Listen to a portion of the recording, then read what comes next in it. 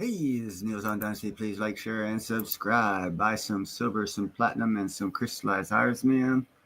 Don't listen to me. Everything I say is taken as bullcrap. This is for fun, not for profit. Got all the bullcrap out of the way. Now let's go to the first interesting little story for this evening. It's going to be a little fun one. We're talking about, well, why not? Let's talk about Africa splitting apart with Sabine Hassenfeld, physicist.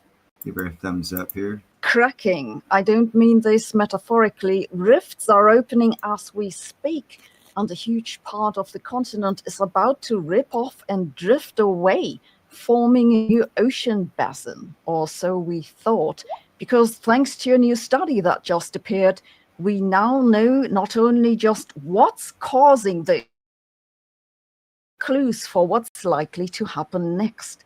Let's have a look. In northeastern Africa, three tectonic plates meet. There's the Arabian plate, the African plate, and the Somalian plate. The latter one is still in the process of trying to come into existence and declaring its independence. These plates meet roughly in the shape of a Y. The two upper arms have filled in with water already. That's the Red Sea and after the city of Aden, though for Americans it'll soon be renamed to Gulf of where the hell even is this. But the north-south going trunk of the Y, so to speak, hasn't yet torn apart. It's called the main Ethiopian Rift, and in geological terms it's due to open relatively soon, What's up, in a Gerald? million years or so. Then a new ocean basin will form in what's now Ethiopia. And things are happening.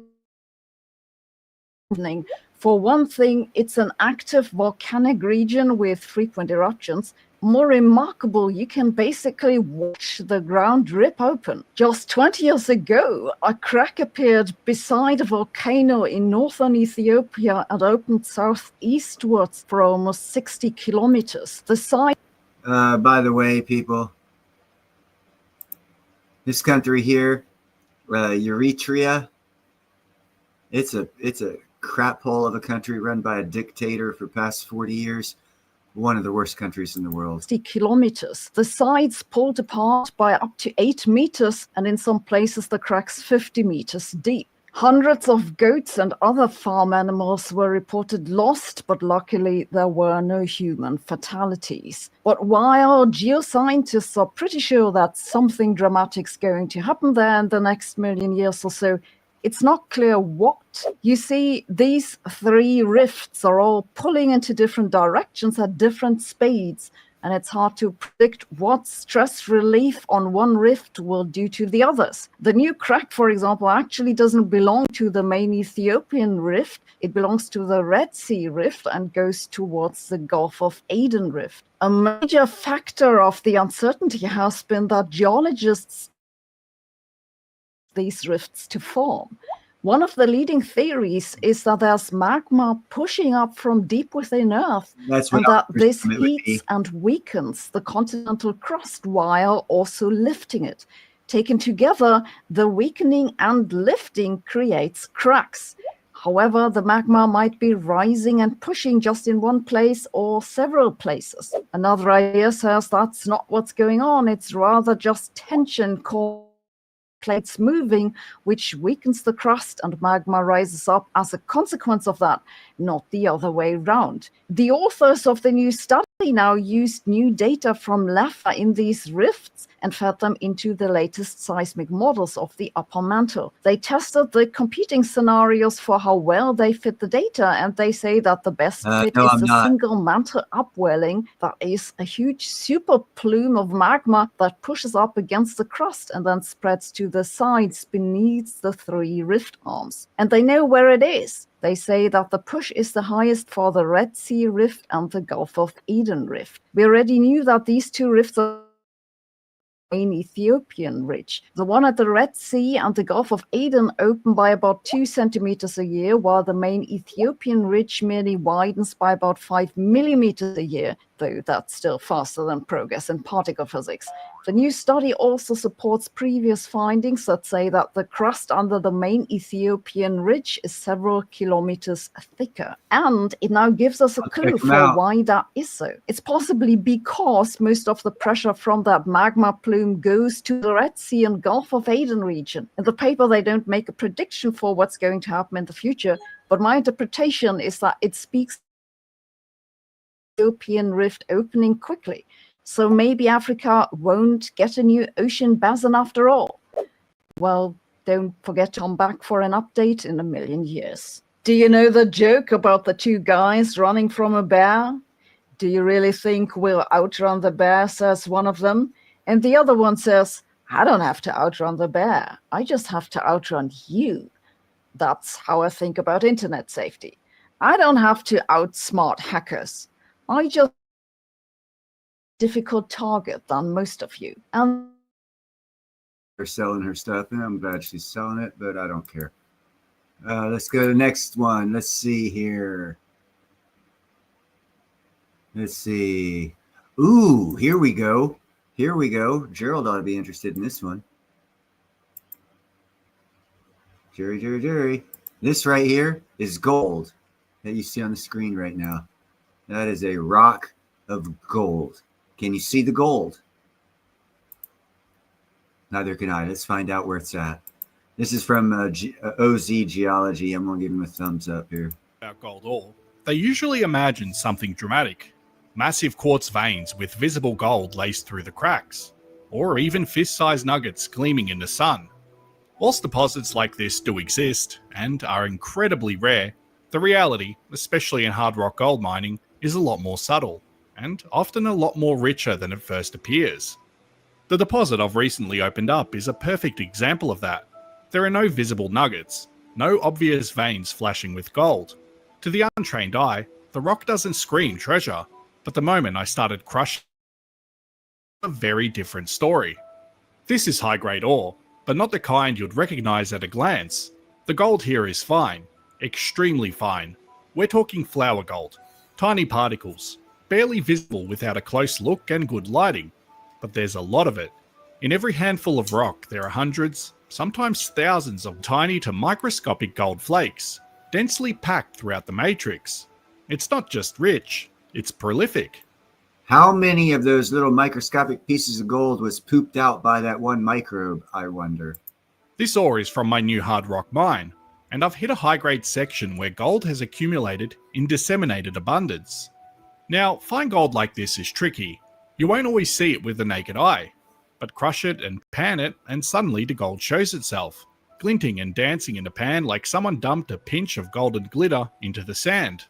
And it's consistent. That's the key. This isn't a one-off pocket or a fluke piece. This is a zone. Every sample from this section of the deposit has returned gold, and not just trace amounts. I've tested pieces the size of a coin and recovered over 200 visible gold particles after just a basic crush and pan. That's not just promising, that's high grade. But there's a catch. It doesn't conform to gravity. Individual grains are so light and flat they'll float around in the pan. Gold is one of the heaviest metals in the world, but when it reaches a certain micron size, it stops behaving like a heavy metal and starts behaving more like a piece of dust.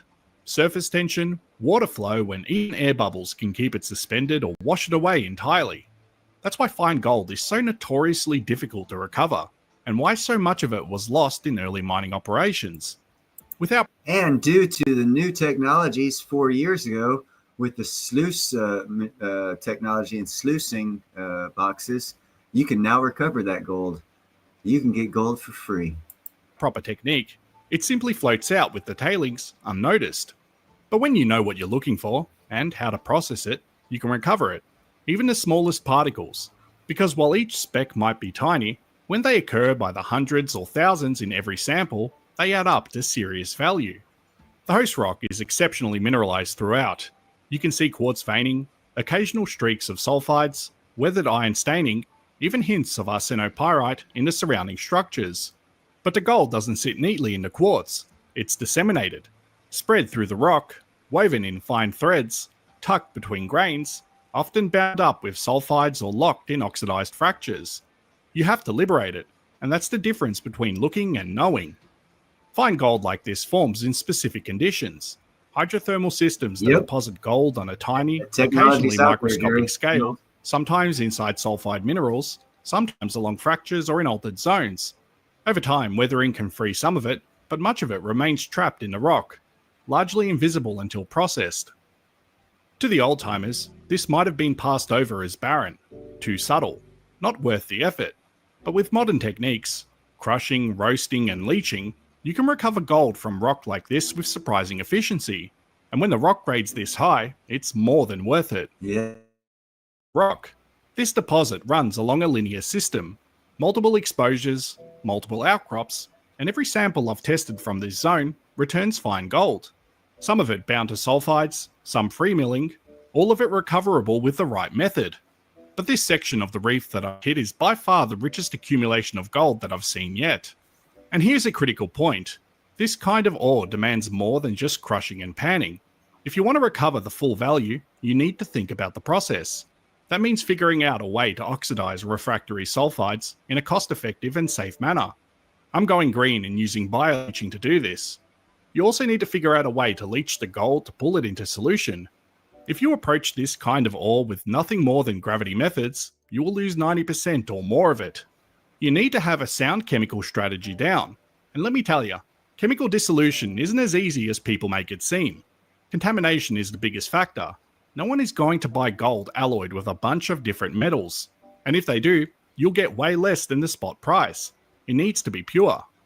I have a high percentage of copper in this ore, so I've had to troubleshoot ways around it. Green. If you're using aqua regia, which is a mix of hydrochloric acid and nitric acid, it will dissolve everything, not just the gold, and you'll be paying a fortune to soak 1 ton of ore. It just isn't practical. Hydrochloric acid and bleach will do the same, dissolve everything, and along with this, it will release horribly strong and dangerous fumes that not even a respirator can properly filter out. And I say this from experience. Plus, again, you'll be spending a fortune on the amount of hydrochloric acid you'd need to even make this viable. Even if you had access to mercury, it'll only bind 30% of the gold if you're lucky. The rest will remain unbound due to its fine size, which is why the big mines use cyanide over mercury nowadays to dissolve gold. And with all of this being said, dissolving is, surprisingly, the easy part. It's precipitating the gold in a clean, meltable, pure form that is the hardest bit. But when you have it down pat, with the right chemicals, tailored for the ore, at the right reagent dose, each step becomes part of a bigger system. One day I'll make a video and/or write a book on how I do this, but for now, it remains a closely guarded secret that took years of troubleshooting to develop. It was a painstaking, absolute bitch of a process, but it was worth it. This is one of the main reasons why I'm not too worried about claim jumpers. Good luck getting the gold out in a usable form that you can sell, I say. Historically, deposits like this were often missed or ignored. Prospectors looking for visible gold would pass over rock like this because it doesn't glitter on the surface. But with modern knowledge and tools, we can go back. And that's why I say there's gold everywhere, because the old timers didn't even care to look at this stuff. They passed it by, which means it's still there. Back to these zones and unlock the wealth that was always there, just hidden in plain sight. Hidden in plain sight. You got that right. Good thing you got Neil to tell you about it. Let's see. We're going to do something different here. We're going to go to what's going on shipping. 6.2 trillion or billion to run America's aging sea lift fleet. What's going on with shipping? I already gave him a thumbs up. Let's see what's going on with shipping. The U.S. military is relying on a fleet of 45-year-old vessels to take it to war. What's up, I'm your host, Sal Mercogliano. Welcome to today's episode, coming to you from the beautiful intercoastal waterway here in North Carolina. Well, the Department of Transportation just announced the awarding of a new set of contracts for the operation of what's called the Ready Reserve Force. This is a fleet of 51 vessels that is used by the Department of Defense to transport military equipment during the surge phase of a conflict, vital to the United States. However, the contracts for these ships are awarded once every 10 years, and this new contract comes in at $6.2 billion operation of these vessels. But these vessels, as I note, are pretty old. The average age is 45 years old. And that's why I believe Trump is going to sign the act to where we're going to build about 200 ships that are 1,000 foot long to replace everything you're about to hear here. We're going to go through the awarding of the contracts and discuss each of the vessels. Subscribe to the channel and hit the bell to be alerted about new videos as they come out. So these contracts to companies involve the crewing, the repair, the maintenance, and the activation of these ships in time of war. The crewing companies that operate these ships are responsible for maintaining them, keeping a minimal crew on board, about 9 or 10 people. Usually you would have about 30 on board. The ships are maintained in what's called ROS 5. That's reduced operating status, 5 days. In other words, from the moment the order comes out, they have 5 days to activate the vessel. They would then sail those vessels to ports and load equipment. The ships are about evenly split, about a third on the West Coast, a third on the Gulf Coast, and a third on the East Coast. Now, the Ready Reserve Force was created back in 1977. The envisionment of the Ready Reserve Force came out of the Vietnam War. I did a whole book on this where I talk about the Ready Reserve Force and sea lift in the Vietnam War. But the idea was during the Vietnam War, because there was a lack of shipping back in 1965, the U.S. military broke ships out of what was then called the National Defense Reserve Fleet. This was a massive fleet of vessels left over from World War II. Well, there was problems with activating those ships. There were a lot of problems. As a matter of fact, there was actually lives lost with accidents. So after the Vietnam War, they decided to take 30 victory ships, put them into this higher status called the Ready Reserve Force. Now, they were going to use victory ships, but then they found out, wait a minute, we've got newer ships than World War II era victory ships. And so they started buying vessels from shipping companies that didn't need their ships anymore. As the U.S. was still building vessels at the time under the Merchant Marine Act of 1936, the construction and operational differential subsidies, companies were turning in their older ships so that they can build newer ships. And this was a great process. The problem was in the 1980s, we ended that process. And now what we have in the Ready Reserve Force is a batch of vessels that were bought on the open market, largely foreign built, but very old. The average age of the ships is 45 years old. I mean, when you get to the point where you can start, being a member of AARP, that's a problem when you're planning on using those ships to take you off to war. So there was a series of 7 companies that were awarded these contracts: Keystone, Sunrise Vessel, Pacific Gulf, Tote, Patriot, Ocean Duchess, and Crowley. We're going to break down each of those companies and what ships they got, where they're located, and what does this mean. So the first company is Keystone. Keystone received 12 vessels. I had an opportunity to go down to Florida a few years ago and give a talk to Keystone during their annual conference. It was a great time.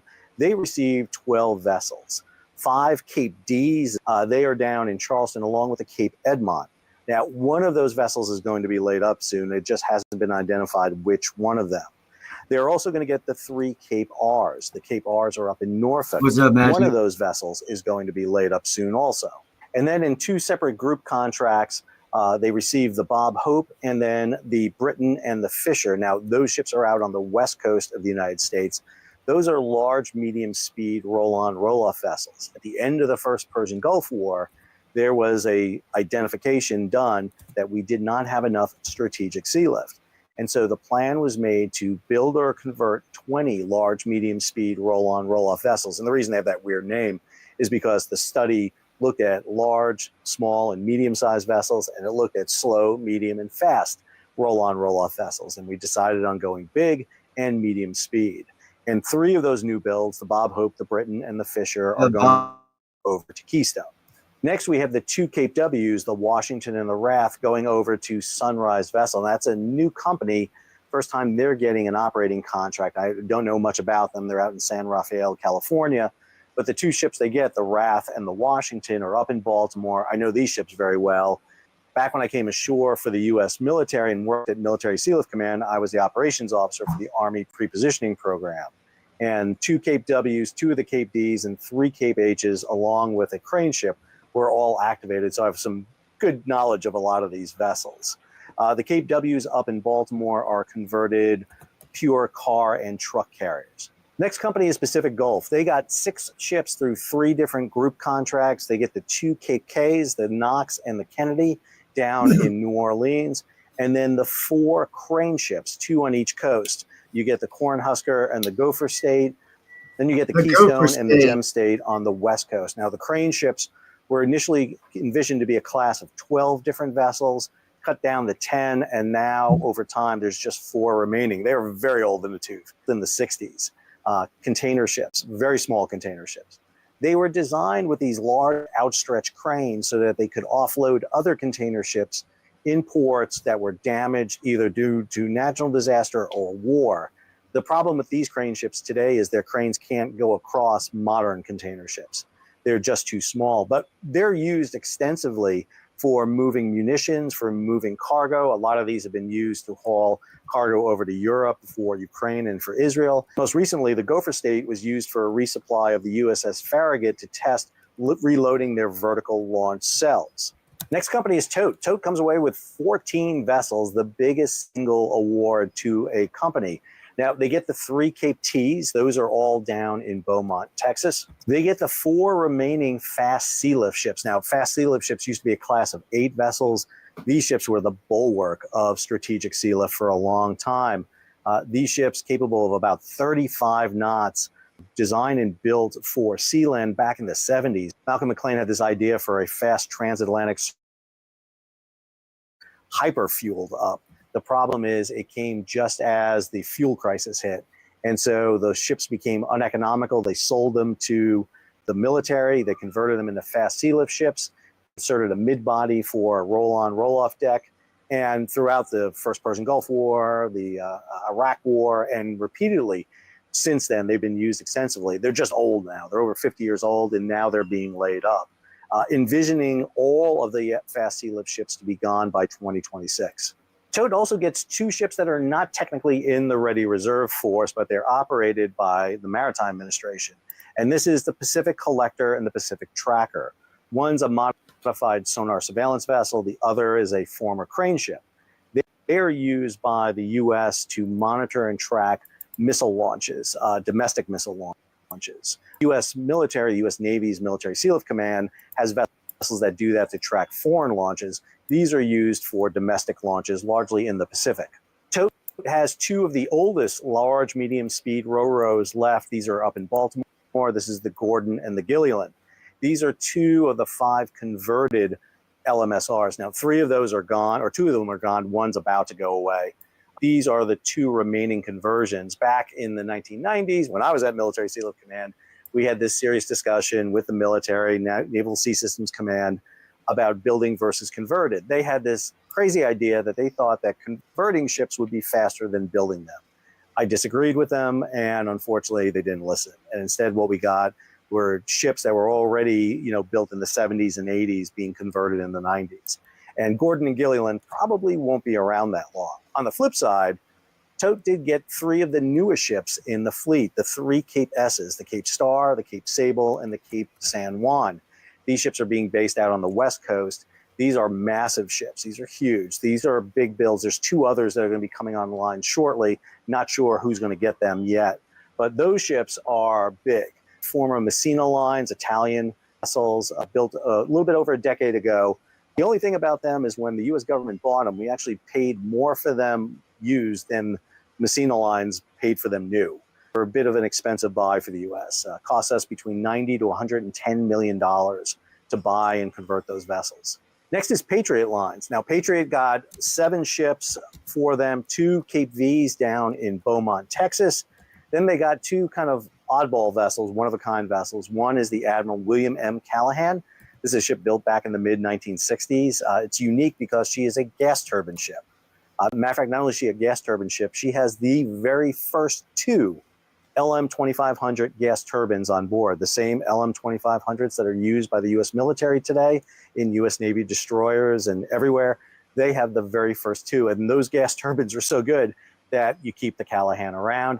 They also get the motor vessel Cape Orlando, a one-off vessel. This ship made the news not too long ago when it sailed from Tacoma, Washington, over to Israel to return an Iron Dome system. There were a lot of protests about that vessel.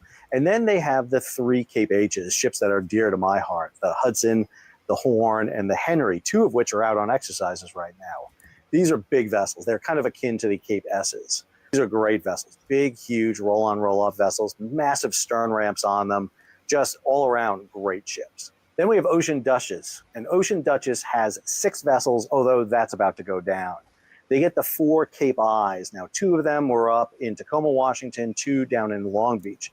But one of the vessels up in Tacoma, the Cape Intrepid, just went through the Panama Canal and actually is heading to Beaumont, Texas as we speak, the Cape Intrepid, and she is going to be laid up and taken out of service. One of the reasons you're hearing about these ships being taken out of service is a lot to do with spare parts to keep the other ships up and running because, again, these are older vessels, and a lot of the parts for these vessels don't exist anymore. And then the last 2 vessels they have are the Wright and the Curtis. SS Wright and Curtis were designed and converted from container ships for use by the U.S. Marine Corps. That's right, the Marine Corps have their own vessels. These are aviation logistics support ships. They are designed to support a Marine aviation wing or Marine air wing. The Marines also have their own aircraft carriers. They're about half the size of the Navy aircraft carrier.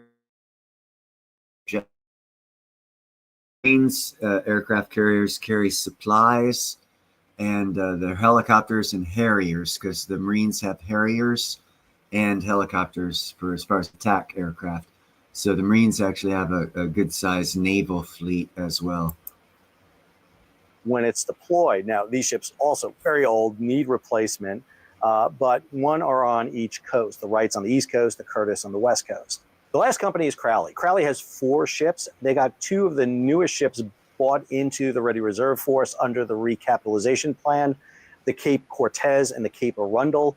These are former pure car and truck carriers operated by American roll-on, roll-off carriers. The ships went through an extensive reflagging, a lot of issues associated with getting them up and running. And then they have 2 of the large medium-speed roll-on, roll-off vessels, Viedes and Mendanca, both in Norfolk. Now, this is the awarding of all 51 contracts. It's 20 different groups to 7 companies. I can almost guarantee you there's going to be protests and fights about this. Oh, yeah. No one's going to be happy with these awards. Everybody's going to think that they should have gotten more ships or different ships. But I just wanted to highlight who is operating these vessels. Now, we can expect some more ships entering in here. There are 2 more Cape S's that are on deck here, the Cape San Roman and Cape Suarez Point, and then 6 former U.S. Army large medium-speed roll-on, roll-off ships that are being phased out of service. We can expect to see them turned over from Military Sealift Command over to the Ready Reserve Force. But the big issue here is that we're depending more and more on these elderly vessels to surge our sealift in time of war. There's a big problem with trying to reactivate vessels that are not just 10 or 20 years old, but 40 to 50 years old. That's what we're talking about in the fleet right now. So we need to do this. Now, under the big, beautiful bill, as it was referred to, there is money set aside. There's $600 million to buy new vessels or used vessels on the open market. But what we really need to be doing is starting to build vessels in U.S. shipyards for replacement. Remember, the goal of the Ready Reserve Force, when it was set out in 1977, was to take vessels that are U.S. flagged, take the older vessels from the U.S. companies, bring them into the Ready Reserve Force so that the U.S. companies would build new ships in U.S. shipyards and put them back out to sea. The problem is, in 1981, we ended that program right after we started the Ready Reserve Force. And what we've seen is the Ready Reserve Force, instead of housing the leftovers from a U.S.-built, U.S.-flagged merchant marine, are being filled with ships that are bought on the open market that are foreign-built and have to be reflagged into the U.S. merchant fleet. This is a big problem when the U.S. wants to become a major sea power and be able to project the Army, the Marine Corps, the Air Force, and the Navy overseas, because you need sealift vessels to do it. Overwhelming amount of these vessels are roll-on, roll-off ships, ships you drive on, drive off. There are some crane ships, 4 crane ships as I talked about. There are the 2 aviation logistics support ships. What we haven't talked about and what's missing from this fleet are tankers. There are no reserve tankers in the fleet. So we need to be thinking about it. I hope you enjoyed today's episode. I hope you enjoyed the view here from beautiful North Carolina. And as they say, that is that.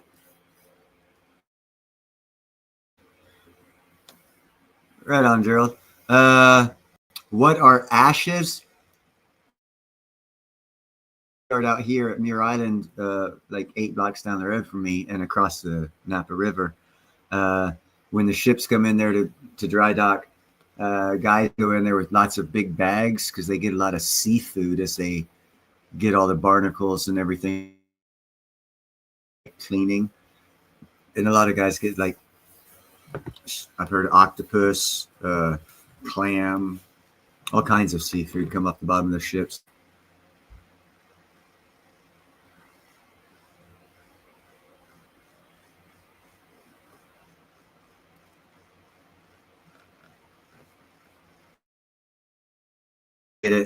I get it, William.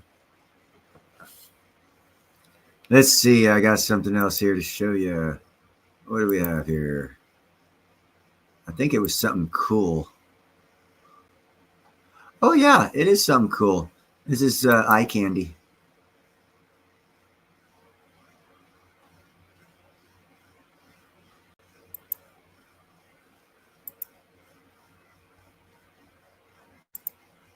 This is a badass car if it comes out. In the skyline of your city, not just filled with towers, but with flying cars. Well, that future just got a serious upgrade.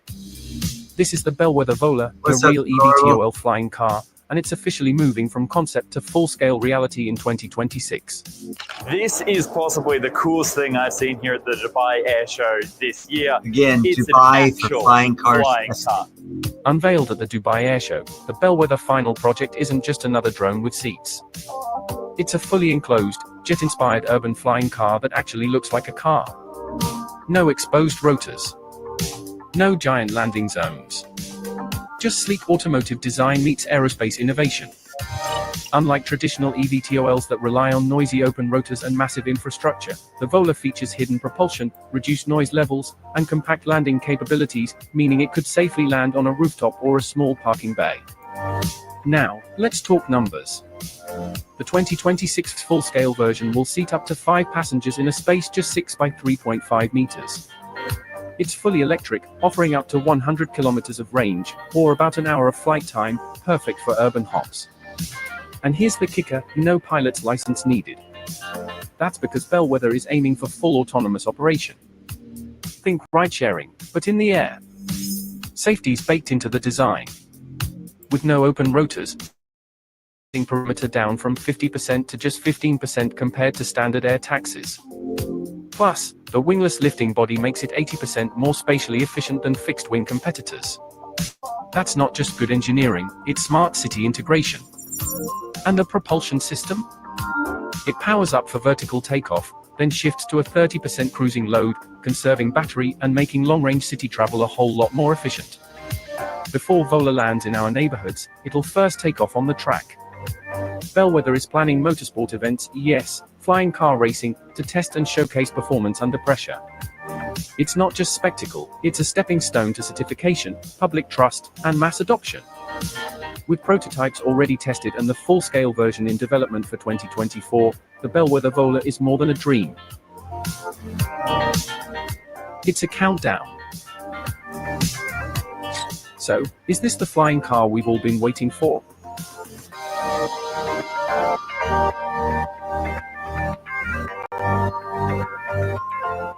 With real-world use cases, stunning design, and practical thinking, it just might be. 2026 is shaping up to be the year urban air mobility finally lifts off. My daughter is being treated for leukemia. It hit me hard. It did. Nope, that's it. That was a quickie.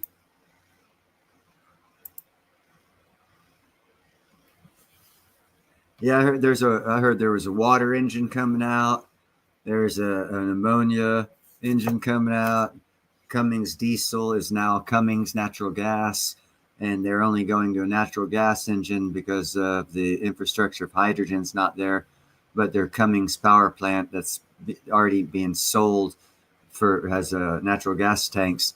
As soon as hydrogen comes more readily available along their trucking routes, all you got to do to change that Cummins engine to a hydrogen engine is change out the fuel cells, the fuel cells from natural gas to hydrogen fuel cells. So basically, Cummins is leading the way of the new engine power plant rollout. There's going to be more rolled out. As I said, last year, China 3 million ounces, or no, 3.2 million ounces of platinum to build a couple of different styles of engines that are coming out in 2026. So there's a lot of new tech coming out around the corner. I've said it several times. V-shaped recovery, said it several times. A lot of good things going to be happening. Then there's shit's going to hit the fan.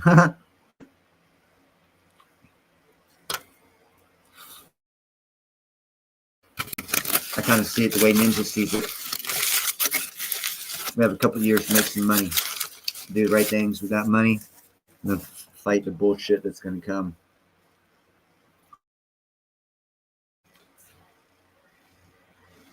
Odds are not against me being wrong.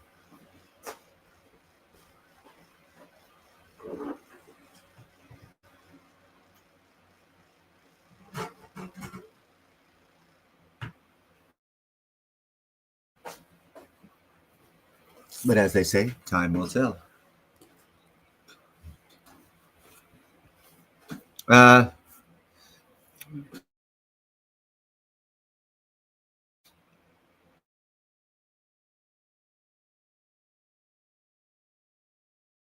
It's a lesson in futility.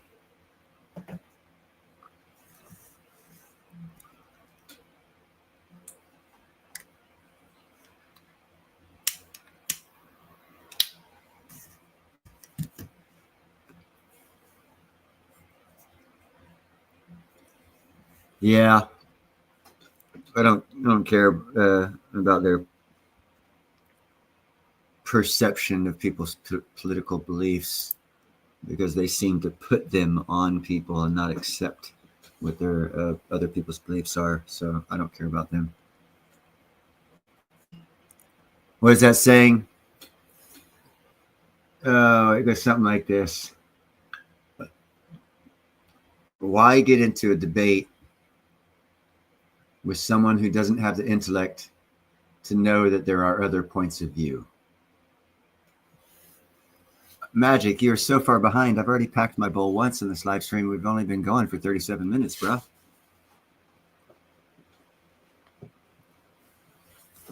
How's it going, Hunter?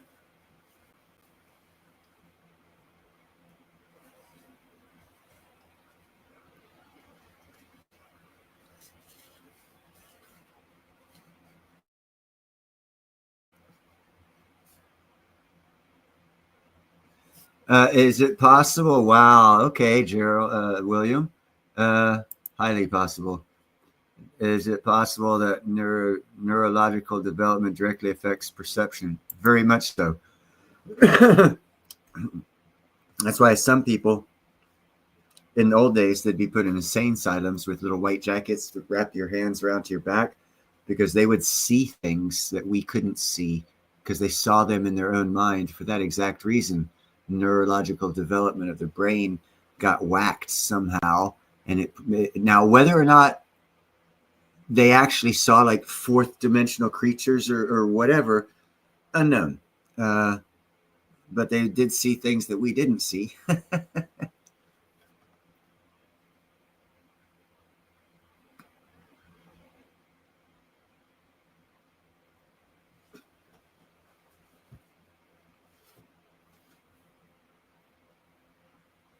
Oh, let's see.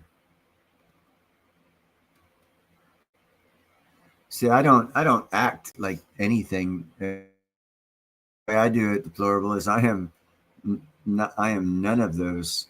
I'm not Democrat, Republican, Independent. I'm none of those things. For the past 4 elections, I voted for me because I believe in my dynasty, and that's why my show is called Neil Hahn's Dynasty. It's not the Trump, the Obama dynasty, the Clinton dynasty, the Bush dynasty. It's the Hahn dynasty. So I know no one else thinks like me. So I don't have to worry about it. I can argue, I can debate with anyone because no one has my point of view. Very few people do. Because all of those parties are corrupt and controlled. So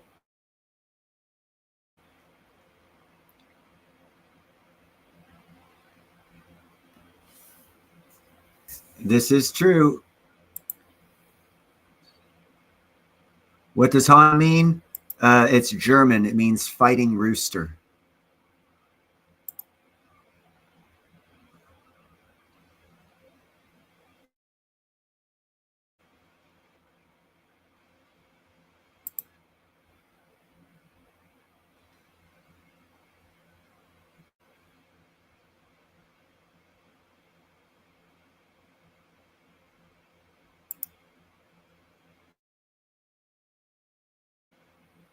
I'm on the side of more personal choice than government choice, whatever party that is. Personal choice meaning you don't have taxpayer funded stuff for people to take advantage of taxpayer funded abortion. Sure, let abortion be legal. Pay for it. That don't see, because that right there, that differential right there is the differential between self-awareness and dependency. And we need people that are self-aware, not dependent.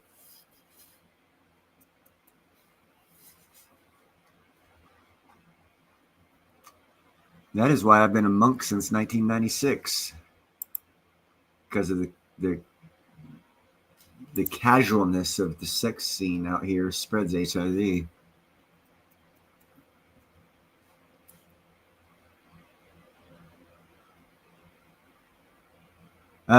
No, I did not know David Hahn, but there was also a David Hahn that at age 17 was a type of nuclear reactor in his backyard, got in a lot of trouble. He was like a third cousin or something like that.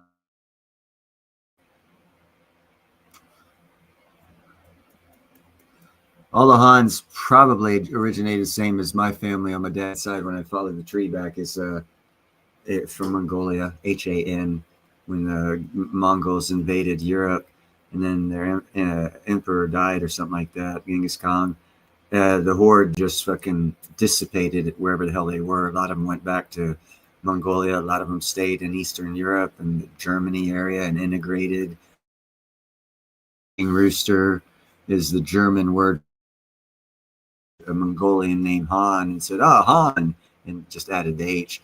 And that is not imperceivable, because during Ellis Island times, when we were accepting Germans into America, the name Brahm became Brown, changing the name, and the name Smite became Smith. So just 80 years ago, we did the same thing, so it's not infeasible to think they've done that.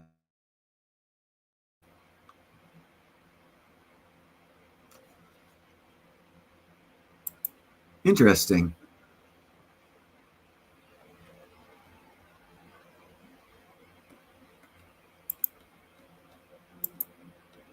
I don't fit into any bucket. There's no bucket that can hold my shape. I vote however I see fit for the time in history, because politics, as we know it, has nothing really choices of votes. The people that get in power have to follow a script. And that script, and you know that when you hear people talk about, oh, it's a 50-year cycle, it's an 80-year cycle, it's a 100-year cycle. What the hell does that mean in all actuality, in the literal sense? What's that mean? How did it start? How did a cycle start? Are they natural? No, they're man-made. So how can a man, woman, family, whatever the hell you want to call them, start cycles, start financial experiments, start countries for social experiments? So if America was started as a social experiment, that means we're still being experimented on. We just think we're free. And as the Promethean Project has put out there, most boldly, and I congratulate ladies on, was the imperialistic control of our financial system for, about 115 years. We haven't been free. So we don't know what it means to be free. We live in a matrix, basically, rights, perceived freedoms, perceived.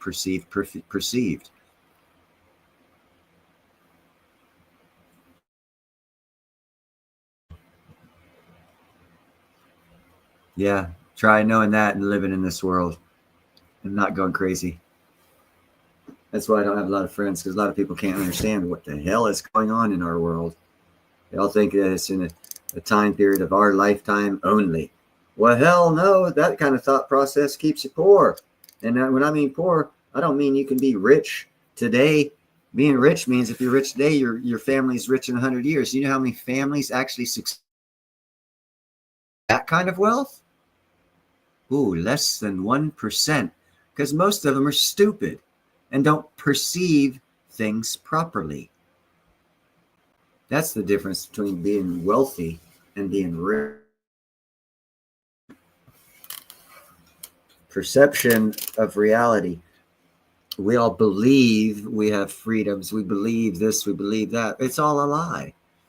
We are a social experiment. We're an expansionist country. You know what an expansionist country? We start out. We haven't changed from that. We just got grabbed about 1 million square acres of land last year. And we're going to grab part of Canada. Then we're going to grab the rest of Canada. Then we're going to grab Greenland. Then we're going to grab Mexico within the next 50 years. We are an expansionist nation.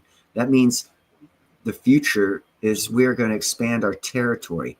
So all economics and government will be surrounded around that goal, whether it be a 50-year cycle goal, 80-year cycle goal, or 100-year cycle goal. Just like they change economy. Their dollar bill. Oh, it's temporary. It was meant to be approximately 50 years. Well, what, huh? So our whole economic system's going to collapse? No. They planned to change it. Wow, there's an introduction of what into our economy now? Oh, digital? Interesting. That's part of the long-term plan. Saw this coming when the internet came out. And they started with credit cards. Credit cards. Oh, credit cards, number of the beast. No, it's just a progression of an experiment to see how we can get the most perfect-esque style government to govern people. What government's back? Communism, neo-Nazism, totalitarianism, dictatorships, democracy, republic. These are all experiments. All these financial, I've talked about this before. The financial experiment of Burkina Faso going to a 100% gold-backed system. El Salvador going to a 100% Bitcoin system. Two opposing forces of economics, economic theories, playing out, experiments, playing out live before eyes. And I keep saying it, and who recognizes it to be reality? That's exactly what's going on. Oh, no, they're just experimenting there. That's all that's going to happen. No, because when you know the big picture, you longer than 10-year plan, longer than 50-year. And what is happening, whoever is controlling this crap, whoever they are, is looking at seeing what system, because when you look at financial systems, when it comes to experiments, and the experiment down in El Salvador and the Burkina Faso gold experiment going on, you see which one's most successful by how it affects the countries around them positively or negatively. And then you gather that information, and then whoever they are going to determine what system is going to, or how the new system is going to be implemented. If they're going to make a combination of both, which they probably will, because they're trying to implement a digital system on top of an old system, which is a gold-backed system. That's why you hear these things about digitally gold-backed assets and stuff like that. You hear about Congress and senators talking about it, and you still deny it's going to happen. Cool. It's a long-term experiment. It's going to happen. It'll last for about, where this digital overlay economy and the pushing for a digital system of payment and all this other stuff is not going to get rid of the physical dollar. We're going to get a new physical dollar to replace the experimental 50-year fiat dollar that the imperialistics who control our financial system pushed, because they're making about, they were making like $1 trillion a year off of us and our tax-based system, because we are so corrupt and controlled financially by them since 1913. They're losing that power right now. That's why the world's going to shit. They're fighting losing that free money every freaking year that they got from us. If America's interest rate is 2% higher than the rest of the world, that means, reality check, we are paying $420 billion a year extra in interest. To whom and why? Because the Fred Chair Powell, okay, he's the imperialist dog, so we know why him. So they're making, in 2 years, they've made $1 trillion in free money off of giving us bad interest rates because someone who they constitutional freaking organization says that we deserve to pay them $500 billion a year extra. Has nothing to do with economics, people. Not a damn thing. If it had to do with economics, we, with all the new deals that we're making and our growth in our economy, I'm sorry, but interest rates should be falling. But yet, wait, now they're telling us they have to wait a quarter to see if the numbers are right or if they're lies. And to do that, we got to wait for the lies of the last couple quarters come in to see how bad those lies are, starting off with the employment numbers. So it's not going to square up. Like I said, you'll see the light at the end of the tunnel by Q3 if you're smart enough to see this type of stuff. And you'll see what's going on. As an uneducated, non-economist iron worker, I saw this shit coming. How could I see it coming? Fucking in financing. So I came in it with a clear head without any distortions. And I looked at the playing board and I said, oh, cool. This is going to happen. This is going to happen. This is going to happen. I started a YouTube channel, started telling people about it. Lord knows that's exactly what the fuck's happened. Wow.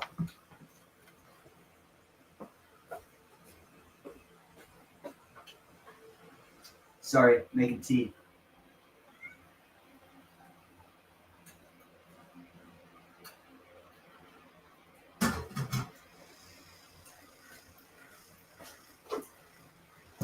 But yeah, so that's what you can expect. I don't know. There's no time and date. Big things, big wheels move slow. Communism is playing out in New York. And if you look at the Bible, you can see probably what's going to happen in New York. There's basically a bad one, since they say it's a spiritual war right now. Anyhow, can I kind of look forward to that? The new city. Which is the new city in the world? Which one's called the new city? New York City. Oh, cool. That's just that's a jump from the biblical Revelations words of the new city. They don't exactly perceive, all the theologians perceive it to be New York City. And seeing how New York City is going communist and against the American experiment, I can see that it's very feasible for New York to be, well, London Bridge is falling down, falling down, falling down. Financial system changes. It's the hub of the financial system. What have I just been talking about? The financial system change. What has to happen if you're going to change financial systems? You got to destroy the old one.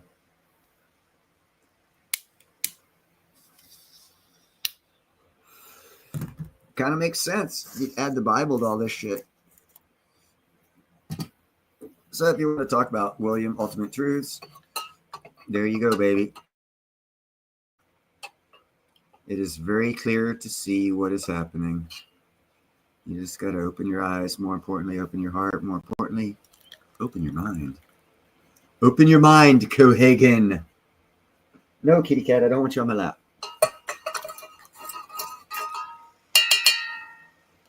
Class! Class!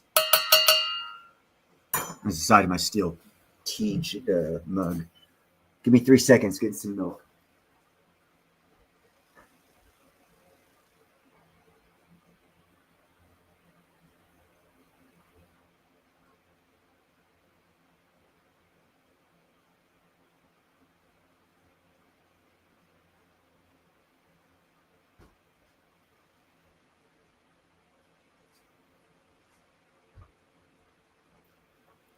Oh, and by the way, that's why I wanted to run for president, because I knew the cycles. Doesn't matter who's going to be president. This shit was going to happen with the tariffs and change and all that stuff. I knew it was going to happen. And I knew the tariffs was going to make a great impact on our economy. And I know within a couple of years, it's not a fact yet, but, you know, write down the time and date, 8:40 or 8:48 Pacific time, 8/3/2025. Income tax will go away. The Federal Reserve will go away.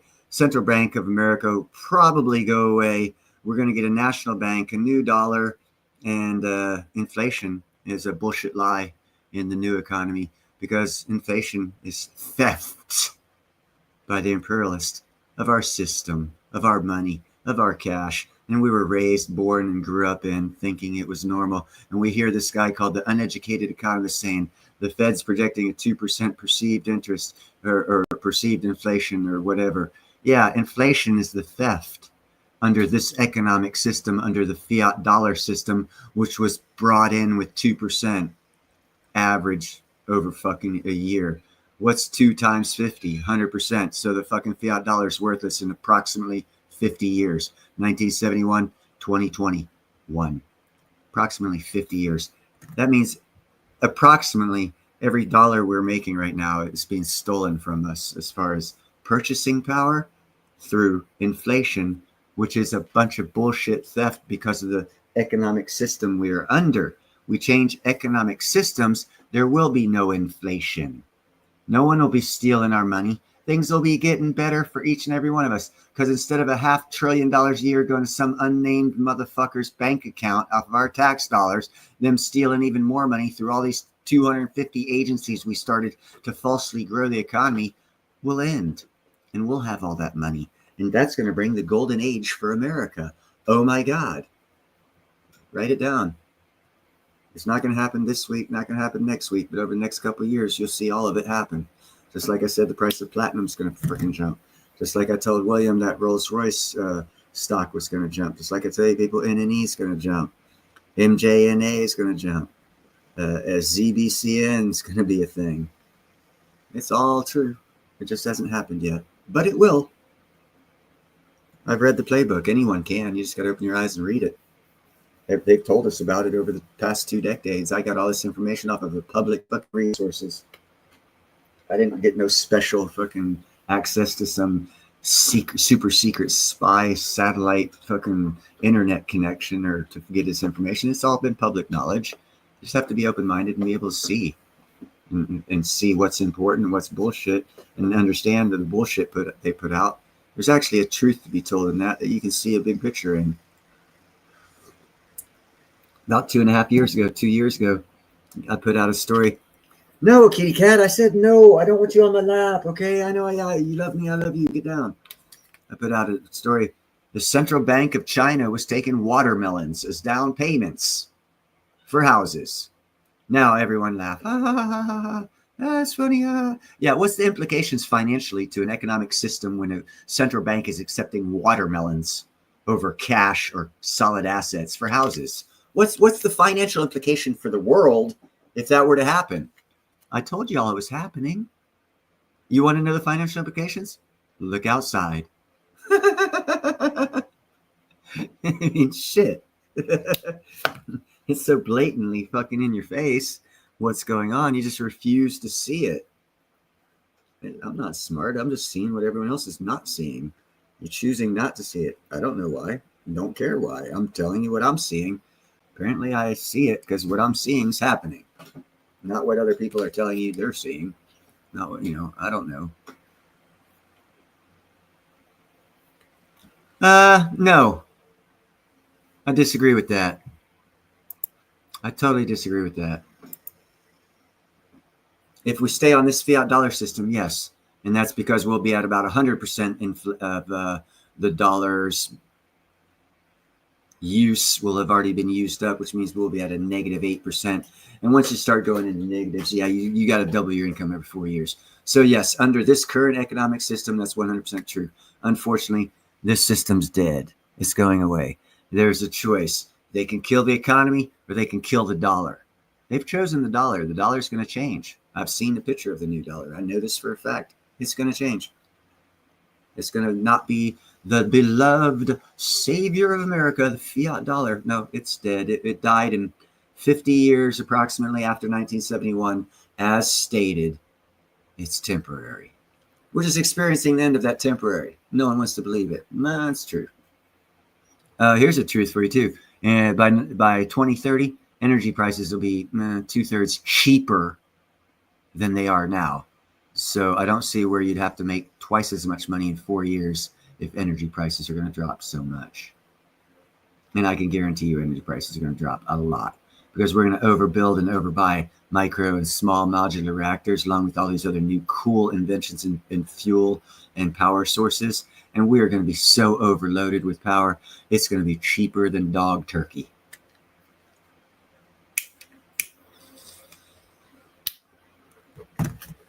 Yeah, there's no such thing as dog turkey. That's how cheap it is. Because as soon as the fuel companies start losing gas purchases because 4 other styles of power plants come up that don't use gas, what are they going to do? Raise the price to $50 a gallon to keep people from buying it? Or they're going to close down. They're going to close down refineries. Hold on, wait. Insider tip: they've already closed down 2 refineries, gas refineries in California, North Bay area, because we had 5. Now we have 2 that have closed down, and the other 2 have already changed to biodiesel, which means we only have 1 refinery in the Bay Area producing gas. 20 years ago, we had 5 of them. Boom, there's your future. It's already been planned. It's just playing out before your eyes. I know what's happening because I see it. I built it. I know what's going on. I built it. So we lost 80% of our refineries for gas here in the Bay Area, Northern California. 40% of it went to biodiesel. Key indicator there, biodiesel. So 2 of the 5 refineries stopped producing gasoline for cars and are now producing biodiesel. Interesting. Maybe some economic, financial, opportunity for investment if you know that information. And what are the other 2 doing? I haven't figured that out yet. I haven't found out. But they're not creating gas. I have also heard that we're getting 2 hydrogen plants within the next 10 years built here in the Bay Area. Another indicator where we're going with the financial future and options for, hold on, wait, the energy system, the energy sector being the prime thing to invest in because America's going to control the energy sector of the world, meaning that our prices are going to be 60 to 70% cheaper in energy by the year 2030. Yes, Neil, that's exactly what I'm saying. Hey, look at those plays I've made for micronuclear and small modular reactor on the stock market. Woo, looks like I'm heading in the right direction with my predictions. So for you need to make twice as much in 4 years, I very seriously doubt that to be true. What I see is the exact opposite. I see coming because we're going back, and this won't happen next Tuesday, okay? It won't happen in 2026. But by 2028, you're going to start hearing people where only dad works and mom can stay at home and they can still afford the house, the car, the kids, and a vacation. That's what's going to happen. Oh, it's going to be an American dollar. See, that's the thing, Deplorable. Your thought, I can tell right now, is one of confusion. Oh my God, the whole world has always existed on the fiat dollar before my eyes right now. But that fiat dollar did not exist before 1971. So what dollar did we have before 1971? And did the world end when we got the new dollar that we're using now that we're going to get rid of for the next new dollar that we will have? There's no change. There's no difference other than a different bill in your hand, brah. It's happened. If you're older than 52, it's happened in your lifetime, bruh. We changed dollars in your lifetime and no one died. It's going to happen again and no one's going to die. I don't see, it's not that big of a deal. Here, let me show you a picture. I'll show you a picture of what the new dollar bill will look like. Let's see if I have it here.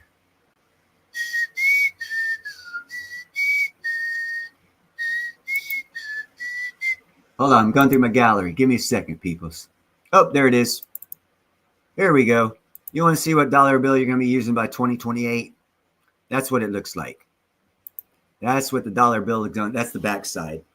It's reversed because of the picture. Everything's going to be reversed. That's why the one's back. At least in my screen, the 1 is backwards. It starts off ENO. It's actually 1ONE. I don't know if my screen's backwards to you guys or not. That's what the new, and they got a 5, a 10, a 20, and a 50, and 100. And I've seen them all. I don't know. I haven't touched them. They're not out. But that's them. That's the new dollar. That's what your new dollar will look like.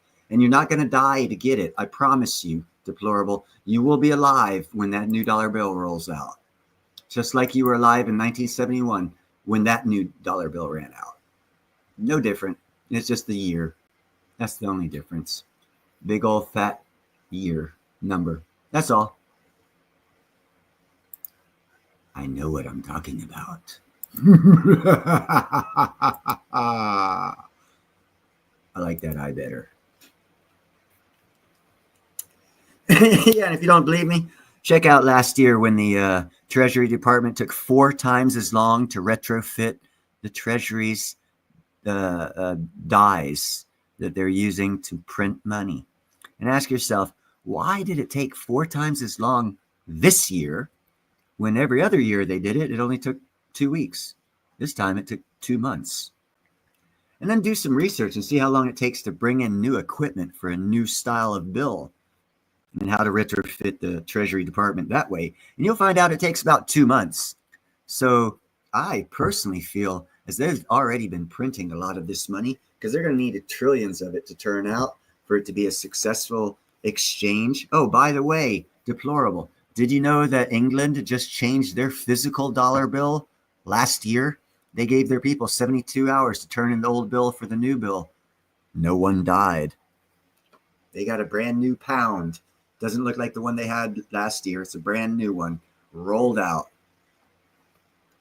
Yeah, you can research it. If you die when a new money comes out from your old money, England died last year, bro. They must have got nuked or something, and the rest of us weren't told because I clearly, I think I did a report on it where they were telling the English people they had a certain amount of time to turn in their old pound for the new pound because the old pound wouldn't be accepted. That means if you had it saved in a coffee can, too fucking bad for you. It'd be worthless. And a lot of people had pounds saved in their coffee cans. I know because my great aunt had them. What's up, Black Watch? No, it didn't have Martha Trump. It had Washington. It has the same presidents. We're keeping the Constitution. Just like we had a Constitution in 1970 when we had the old quasi gold-backed dollar. And in 1972 when we had the new fiat dollar. We will have the exact same Constitution after we get rid of the fiat dollar and come up with a new dollar. I know it's a revolutionary thought, but if you research history just like 60 years ago, man, it happened. Go back to 1971, find out what Nixon did. And ask yourself, hey, does that mean the world ended when we got a new bill? No, but it's going to this time because I want it to. Okay, cool. You know, that's your feelings. Just don't bet money on it because you're going to lose.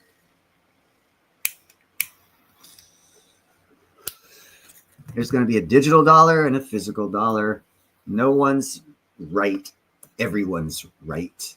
It's like, look at Chris Langan. He's telling the physics and science community, all of y'all are fucked. All of you are wrong because you think your way's the only way. Every one of your ways fits into the way. And he came up with a theory of everything. And not one person denies it to be factual that I've heard. Not even Chris Weinstein. So, yeah, you know, crypto maximalist. Yeah, you're right. Gold maximalist. You are also right. Hey, whoever else, stock market maximalist, you are also right. A tree hugger maximalist, you are also right. Everybody's right because it's a big old fat ass chunky world and everyone fits into it. And we're going to have crypto. We're going to have gold. We're going to have the physical dollar bill. We're going to have a digital credit card. MasterCard's not going to go away. They're still going to have their MasterCard because they're making lots of money. And just for you to have a feeling of the world's going to end, they don't want to lose their $1 trillion industry. So that's not going to go away. So that means you got to change your thinking because you're wrong. Money's not going to go away. There's too much of it being made. And oh, by the way, if the American dollar goes away, it has to go away in Tanzania. It has to go away in Zimbabwe. It has to go away in Russia. We have to change the whole reserve system of money. There's trillions of dollars out there that have to go away for us to do that. That means we need the participation of pretty much every nation in the world. Are we liked by every nation in the world where they'll cooperate with that right now? No, I didn't think so. Another reason why we'll have a dollar bill, because they're not going to cooperate with us.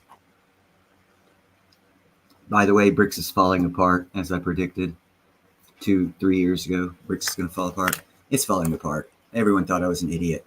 Oh no, they're growing. They got 2,555 million trillion zillion governments and worlds backing them. Still falling apart.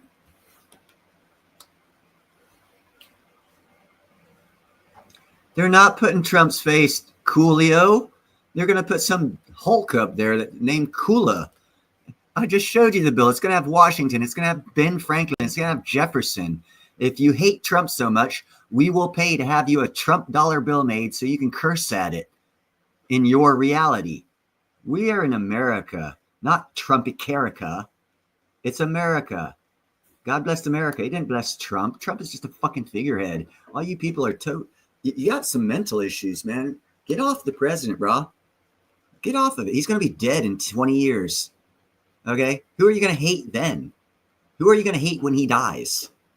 Are the liberals going to point out someone else to hate and you're going to jump on the bandwagon? Get over the hate. Write him a letter. Say, oh, I hate you. You color your hair. Whatever the fuck you hate about him. And then realize it's going to happen anyhow. And all you're doing is killing your heart and making people not like you, because the facts are the facts. I mean, Obama's been, according to the paperwork, it hasn't gone to court yet, but according to the paperwork, Obama and Hillary Clinton are traitors. Hillary Clinton paid for a fake Russian investigation, Russia Gate, and Obama didn't want the hoax or cover up on his legacy, so he participated. That's treason. They've got the paperwork. It just hasn't gone to court yet, so it's not happened. Sure. Okay. So we're not going to prepare for it because it hasn't happened yet.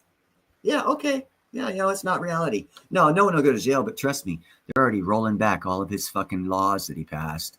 They're working day and night at the Justice Department to roll back that 250,000 million page bill that Nancy Pelosi said, oh, we got to pass it before we sign it.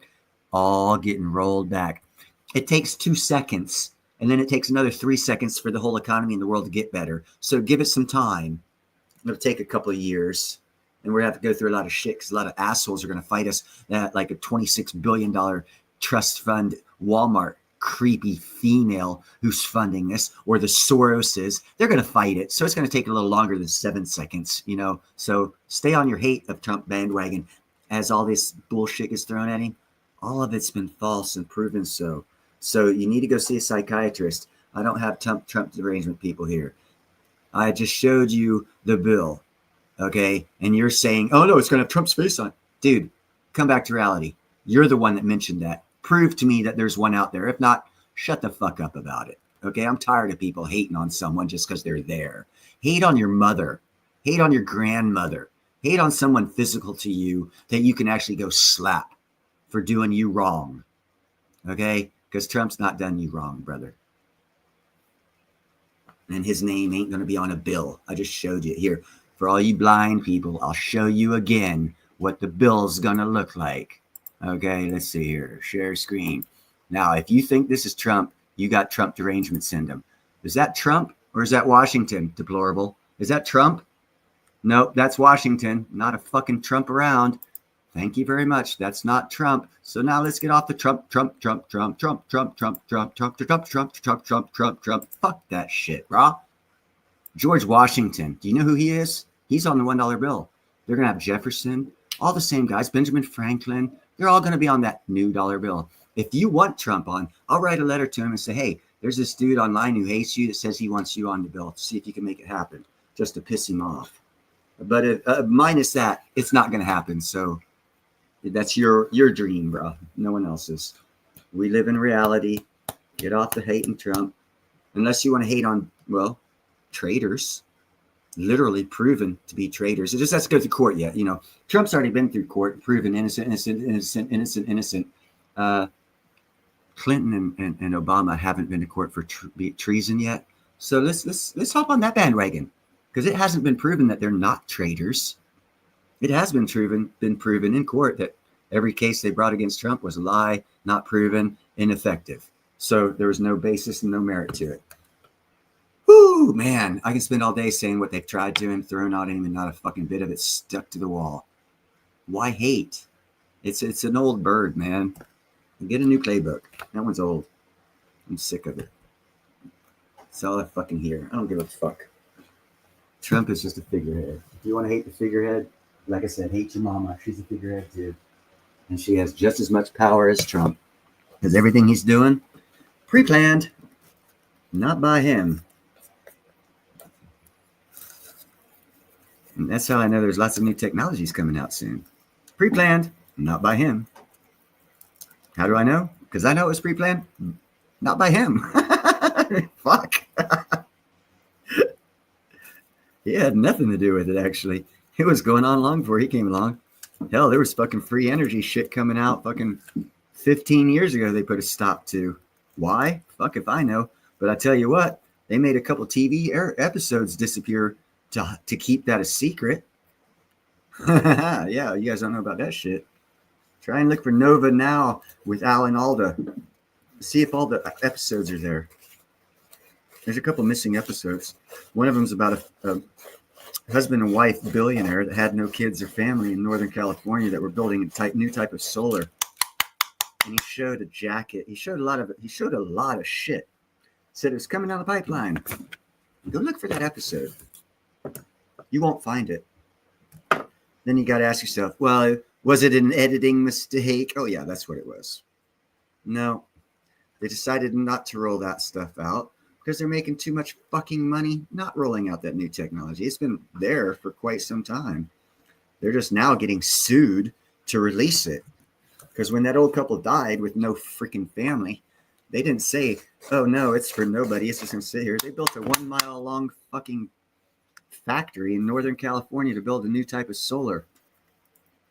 It's not out yet, but yet they built the factory. Government sponsored, because the government took the money after they died. They did everything so that one day they would give everything away for free. Kind of fits in with that you'll own nothing and be happy thing, huh? But no one knows about that story because no one keeps up with that shit, except for me. Hopefully other people do, but I haven't heard anyone else talk about it. There is a flexible solar panel out there that you can poke so many goddamn holes in, it will not take away from its power ability to make solar power. To where the solar panels we use now, if they get one hole in them, they're like 95% ineffective. This other type of solar, they made a jacket out of. Jacket can heat you up, cool you down, has a radio in it, has fucking Wi-Fi. Fucking jacket. It's been out for, not been out, it's been around for a long time. They haven't lit it out, but it's been around. So there's a lot of shit that's been held back. Why? Because rich people like making money and they can lobby Congress to stop things. That's why it's illegal to cure cancer. Why? Not because we can't find a cure. There's no money in it. Well, now this be true, but everything else I said is just a lie. You know, that's why people keep getting confused and hating on things that they should be not even focused on. Focus your energy on things that matter. Who's running this country has very little effect on the economics of this country. And yes, it might have a little effect on direction. But you know what? Direction is not that big effect because if you see the direction, you can shift your investments and still profit from it. So it doesn't really fucking matter. Because if you have enough money, it don't matter. You'll be one of those motherfuckers has trillions of dollars offshore, doesn't pay taxes. Who gives a fuck? You elevated yourself. Congratulations. And then when the time comes when they come and get your ass because we have an external revenue service instead of an internal revenue service, there's going to be loopholes still. That's why the rich stay rich for generations. And the rest of us just stay rich for about 10 years and then we become poor again. Because we don't have the insight on how to preserve wealth. Yes, they are. Yes, they are, Gerald.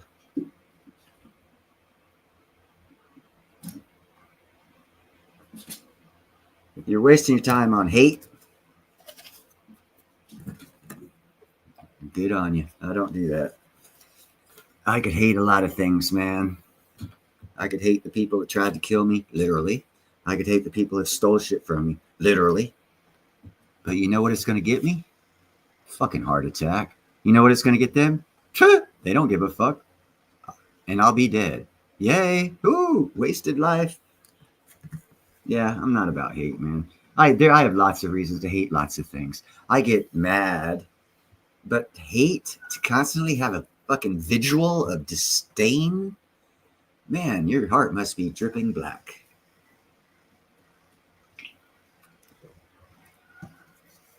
And it's not about the person. It's so far beyond the give a fuck about the person. But if for other people to really put their soul into hating, wow, that's just fucking mental. I'm sorry. But that's what you're going to get if you come to this channel with some crazy shit. I'll tell you how I feel about it. I don't like him. I don't dislike him. Whoever the fuck it was, the same thing was going to happen. Now, at this pivotal point in history, had Harris won, that means the imperialists would have taken control, services, less freedom, and the Constitution abolished, because that would have been imperialistic financial control over our system. That's probably what we would have gotten if this dude hadn't stepped up. So I can see why people are throwing hate at him, because, you know, once you're born a slave, it's hard to break the chains. You know, a lot of slaves in reality, and a lot of the African slaves in the day fucking got their freedom. They're like, no, I don't know what to do with it. I don't want it. Here's another psychological example of the same thing. Marines coming out, little grunts, had low IQ to get in, come out after 20, 25 years. Don't matter what fucking color they are. They're blind. They don't know what to do. They can't hold down a job because for their whole life they were told what the fuck to do, and they excelled at being told what the fuck to do. Once no one's out there telling them what to do, they don't know what the fuck to do. There's a lot of people out there like that. It's historical repetition. People, they're just good followers. They like having something steady, consistent, and if that gets fucked up, the hate comes. So people,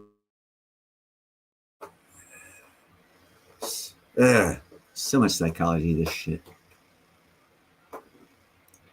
Best thing I say, don't hate, man. Let go of that hate. Take that time you spend hating, put to your grandkids loving them. How's that? That'd be a better use of your time. And fuck, they'd love you back, which would be a tell Trump to fuck off. I very seriously doubt you're going to be on his Christmas card list. But take that negative energy, turn it positive, and you'll have a better life. And you know what? Trump will still be president. And he's going to happen. I've already told you guys what happened. I told you guys a year and a half ago. The new trade deals and treaties. You go, I recorded it. It was a show. I'm not lying. Go back and look at my shit. Deals and treaties would be the charts of the future. Well, hell, what the fuck's happening now? Tariffs causing new trade deals and treaties? Holy shit. Am I psychic? Am I a god? Or was it meant to happen no matter who the hell was in office?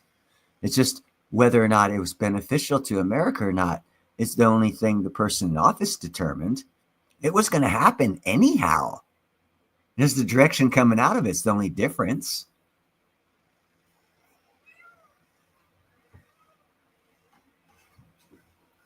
I don't hate.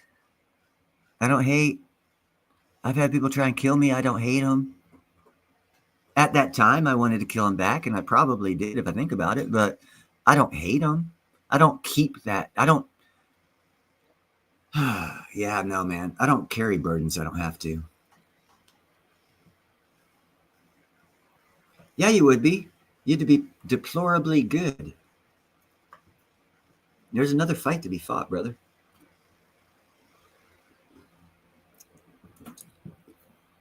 Like I told someone else this. Battles are cool to win, but you want to win the war. So don't waste your time fighting battles you don't need to fight. Just let them go. Make sure you win the war, because if you win the war, that means that battle ultimately was won by you, whether the outcome was good or bad. It's just the way you perceive things.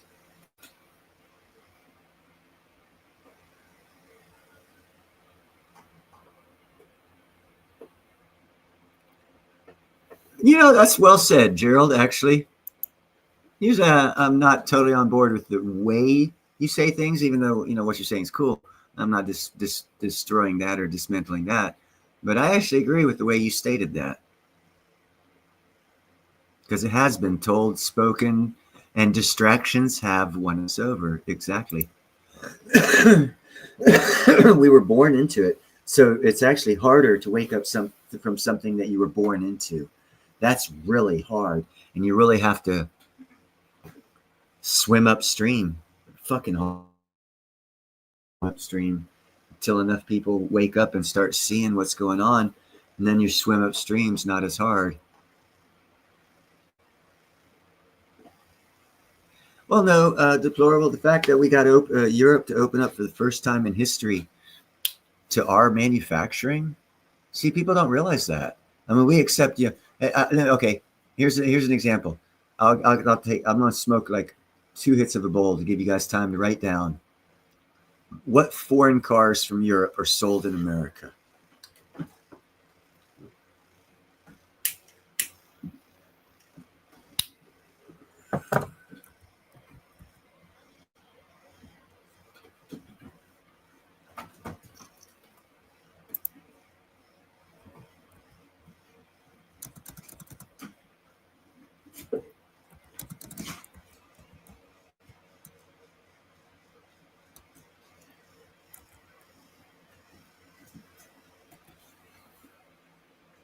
Those are some big ones I can think of right off the top of my head. BMW, VW, and Audi. How many cars of American-made cars are sold in Europe? Oh, this is easy. I'm not going to give you any time at all. I gave you the answer. See, we were born into them enslaving us. Our car industry became the biggest car industry in the world without their market cap, without even access to their market share. And then they started tariffing our shit harder and destroyed our auto without their market, our auto industry that surpassed them. They destroyed. So all we did is we opened up their markets to us since they fucked us so hard for so many years. Over 57, because that's how long I've been alive, and I've been getting a dick up my rear ends ever since I was born with the fucking lead a stick up my ass saying, yep, you're another slave, economic slave for us. But I woke up to it and started fighting it young. I was like, I don't know, 2 minutes old. I came out of my mama. I slapped the doctor and said, you touch me, boy, I'll whoop your ass. I'm not normal. And that is true. Not that part of it, but me not being normal. I was, my mom was in labor. She hopped into the elevator, had to go up 3 floors. And by the time she got to the 3rd floor, I was already delivered. Going, bitch, don't touch me. And they sent her home that night because I was nice and healthy and I didn't want them touching me. I was like, get your fucking nasty ass on still hands off me, bitch. I don't know you. Stranger danger, stranger danger. I was a problem kid from the get-go because I did not accept this. I was born for this. I don't accept the system we have. I never have. I've always fought against it. When I was in the military, I didn't handle orders well. That's why my military record looks suspect. What's up, Mike and Zardos? Yeah, so hate is for losers, people that don't care about themselves. Hate is for people that don't love themselves. Or the ones they state they love, they don't love. Because you can't truly care about someone if you have hate. It brings too much to the table to leave room for anything else. Debating, getting people to, hey, what do you cuss? This is why I don't let you. Stop it. Anyone know how to make cats speak English or understand English? I need a book. What meow means what to these little critters. Hey, just wait, Mike. I'm gonna make sure those fairies have good cafeterias on them when they get delivered from Florida, bro.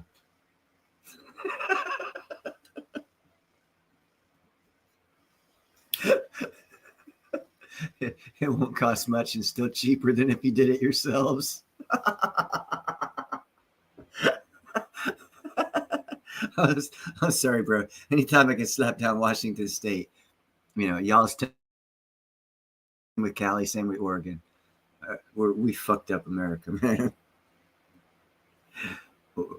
California, Oregon, and Washington truly fucked up Western America.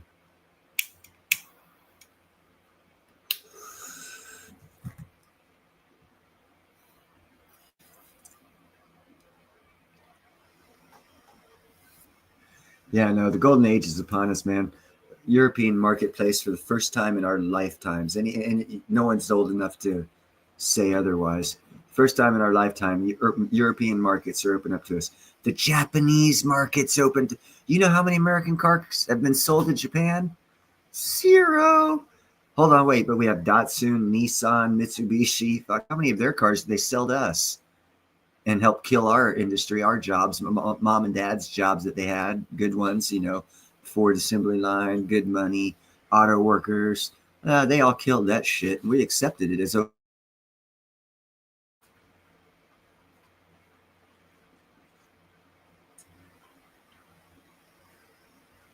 no, I have not, Silver. Or I might have, but I don't. If it was like an army type song, military based song, I try not to listen to those things because I'm not a esprit de corps militaristic kind anymore. I kind of want to forget my service.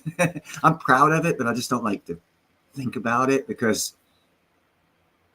we were used basically, and I just don't like. So I don't think about it. So I don't remember cadences we sung or any of that shit. I've tried to forget all of that. I don't even have my silver medal of boxing. I don't have any of my uniforms. I don't have my medals. I don't have nothing.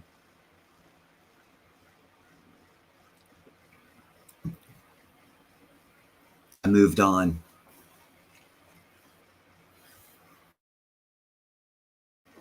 You know the joke about Datsun? The Japanese were turning out a new car, and they had 24 hours before they had to roll it out on the boats to ship out. And they didn't have a name for it, and they were freaking out. They're like, "What are we gonna do? What are we gonna do?" And one Japanese guy, I said, "I don't know. Let's call the Germans, see what they think." So they called the German car makers, and they said, "Hey, we need a name for this car, and we need it by tomorrow." And the Germans said, "Datsun." That's the end of the joke.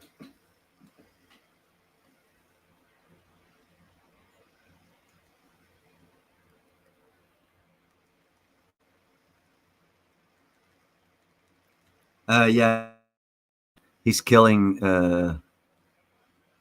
the whole farce of the Green New Deal, and Washington really jumped on board of that. And what the Green New Deal basically was a heavy tax for to subsidize solar farms and windmill farms. So basically, non-profitable companies could get money to turn out taxpayer money to turn out a product that's, well, as far as the larger windmills, harmful to the environment as far as aviary aspects of the environment. And not sure how efficient solar panels are, but basically it was a way to overtax you guys, and the same thing happened in Oregon and California to basically to tax us to subsidize green energy policies. In other words, funnel money into certain other people's pockets.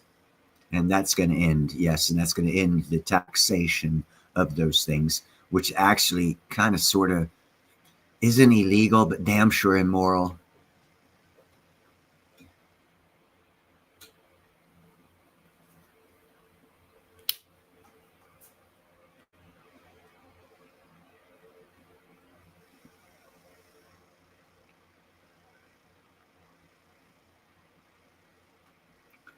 Deplorable's Chinese. Don't let him fool you.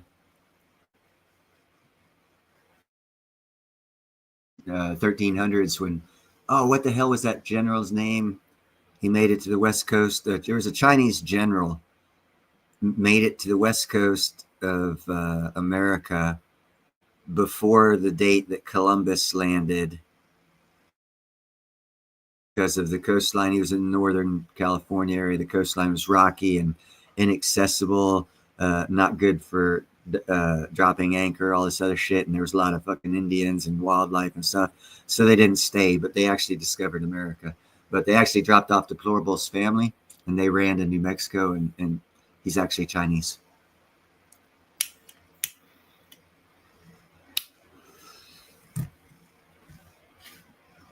I'm kidding, of course. Obviously, it's an asinine statement story.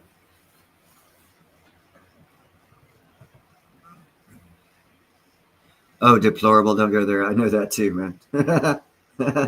I lost lots of contracts because I was the wrong sex color, or I didn't do needles.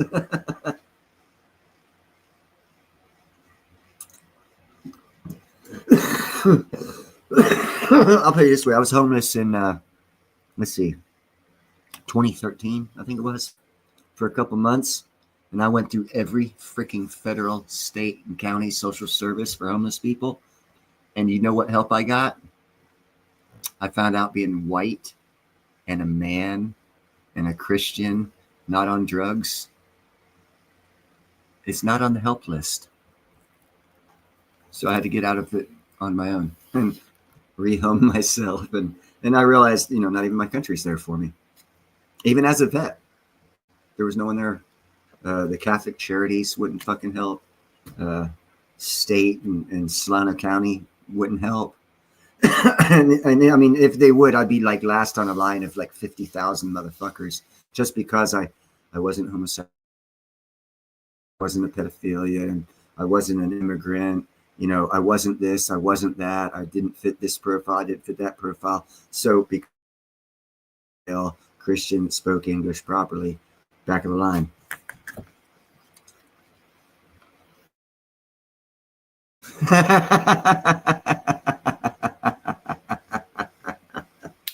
No, I've been to the bottom of the mountain. I was cast out and stepped upon, and I still rose up, and I'm climbing back up. Climbing back up until I freaking die, because until I get to the top.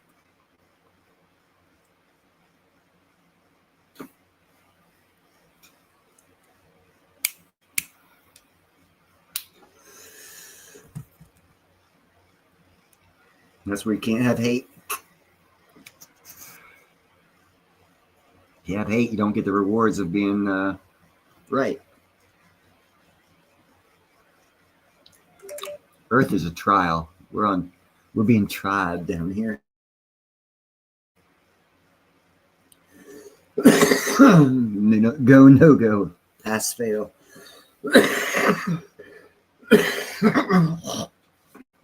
Woo, that was a hell of a hit.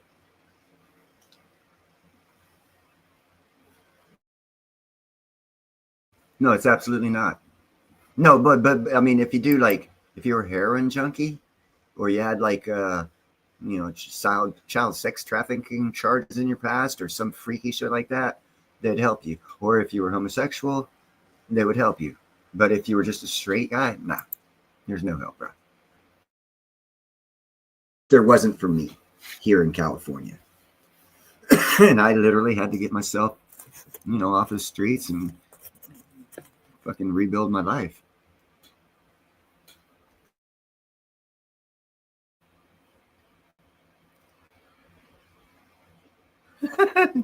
Yeah, good luck with that one. Looking for grant money. No, if you're going to do that, partner up with someone who's not like you.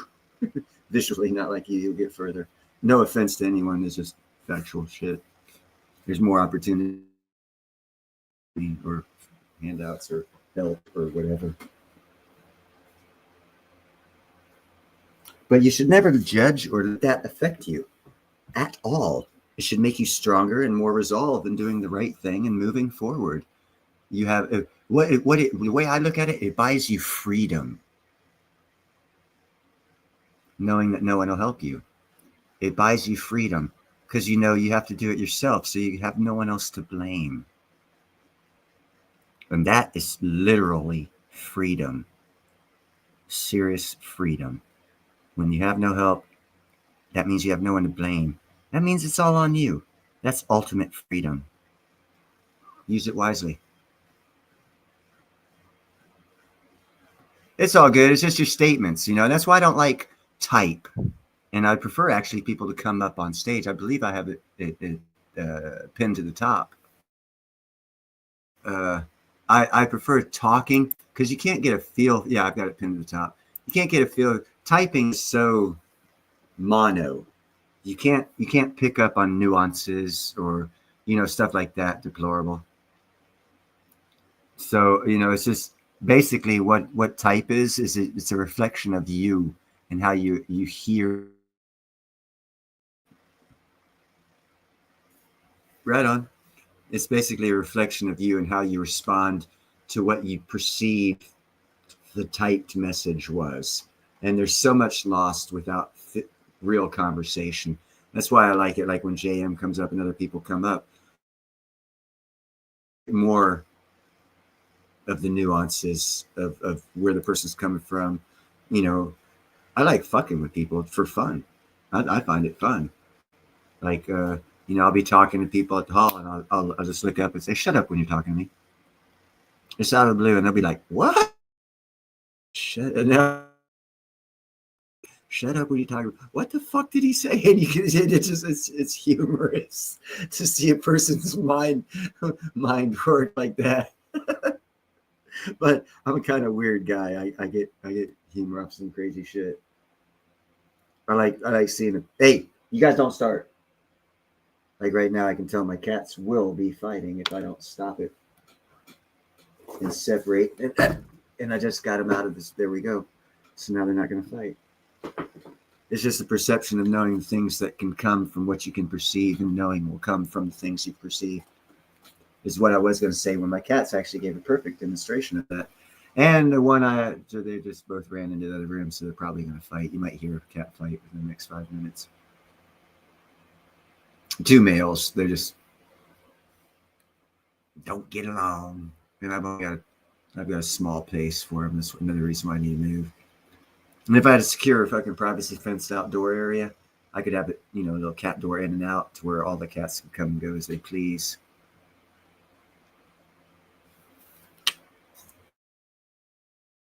That's why I don't. Not, you know, I don't like. You can ask Gerald. He'll fucking text me. Pisses me off. Like, motherfucker. Not only can I fucking speak 1,000 words a minute, I can only type like 3. So how long is this conversation gonna be? You know what I'm saying? It's like, fuck. I'll be sitting here, my fat mistyping, hitting the X to go back, trying to fuck, and he'll be like 6 phrases down, and I'll be still like making a point that's already gone, and it's like, wow. Oh, I got some good. I'm actually what I'm gonna do to help these little fuckers pay for their own food is I got a couple pictures I'm gonna go back through of these kittens and see about like making jigsaw puzzles out of them for sale. Some of them are pretty good ones. Maybe they'll start paying for their own fucking food and vet bills. Oh, I love these fuckers. Trust me. Happiness, man. Happiness.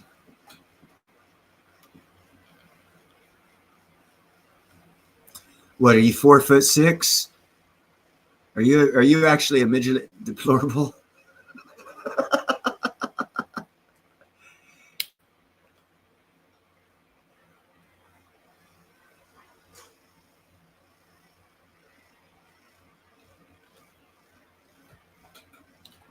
Yeah, texting sucks, man. It's for emergencies. You know what I'm saying?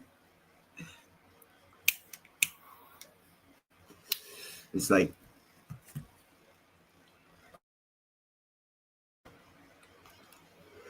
when they had pagers and you lost service because you couldn't pay, you could still do 911. That's what text should be. Emergencies. Other than that, call the motherfucker.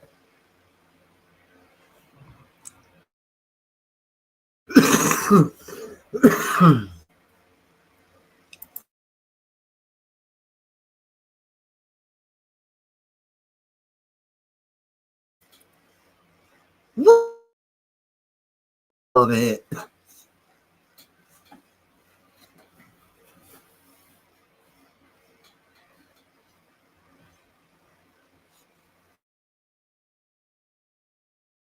So, anything you gentle people want to discuss?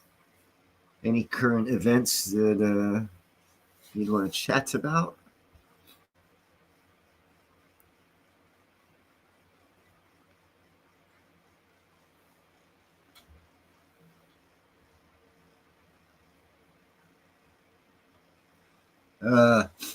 Well, later this year, my neighbor who I did that one show with, what was it called? Like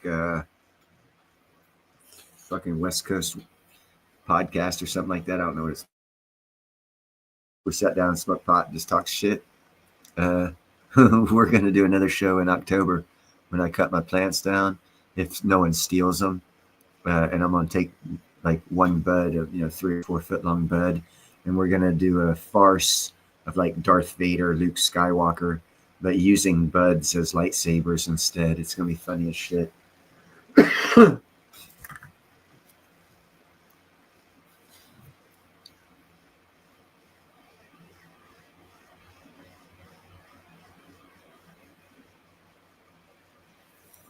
Dude, it was like my second week of ironwork. I was a lead connector. It was at my first ironworking job in Pensacola, Florida, NAS, Pensacola, Florida. We were building Fort Rutgers, where warrant officers flight training for the helicopter training base of the Army on top of the Navy base, and they needed to build a whole base there because of the base consolidation thing that was going on in 93. And we were setting a column, and I was new to the trade. I'd only been in for like 2 weeks, and they said check to make sure the fucking column was sitting on the anchor bolts right. So instead of sitting there and looking, I just kind of like jammed my hand in to see if it hit thread or bolt, right? That's how I figured I'd tell. Man, slammed that son bitch down on my finger, splatted my middle finger of my right hand, and the nail to this day, like 35, 37 years later, it's like flatter than the rest of the nails because I stuck my hand, and it was like I jammed it in, jammed it out quick, but as soon as it hit the fucking steel, that column fucking boom fell like a half inch right on, and bounced obviously, and my finger was in the way, and I was able to pull it out. But it was like the first, I don't know, 3/8 of an inch of my fucking middle finger got damn near squished flat. It wasn't totally squished flat because the other anchor bolts were a little higher, but it got squished enough to where blood squirted out of both sides of the fucking finger. It was nasty.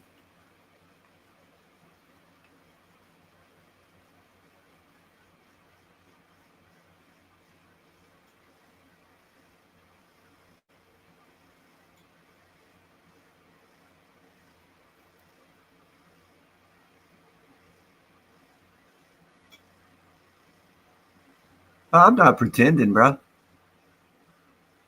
I am what I am. I am what I am. That's all I am. I'm Papa the Sailor Man. Toot toot. Isn't that what his saying was? Oh, yeah. Actually, while I was at a safety coordinator school in, where is it? Henderson, Nevada. What was he? He was the tower crane accident investigation specialist. He was given a class, and he was actually an ex-NFL player, a lineman, pretty big guy, and a column had fallen basically on top of him like fucking tons of years earlier. And if you know what like an H column or an I column is, and you think of a big boy, then it doesn't work well together. And this column laid on top of him for a little while. Of course, there was a little give room and other shit that he was laying on top of. He got fucked up and became an accident investigation specialist. And actually, the federal government uses him. They used him on the case in Washington where a tower crane fucked up. They used him on the case in New Orleans where the whole part of that one building fell 13 floors straight down. Yeah, he got squished. Who is this skeleton? Niggers, niggers, niggers, niggers, niggers, niggers, niggers, niggers, niggers, niggers. Interesting. Yeah. Oh, I almost hit the band from studio before they disappeared. You know, no one likes that kind of shit. Yeah, I don't know, man. I don't know. Dude, the big they made a point, I guess. I don't know. They got banned. Dude,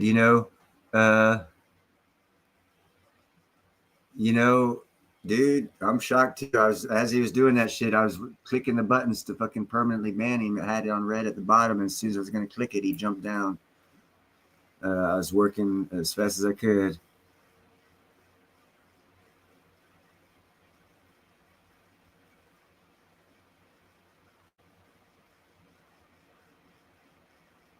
Who is this?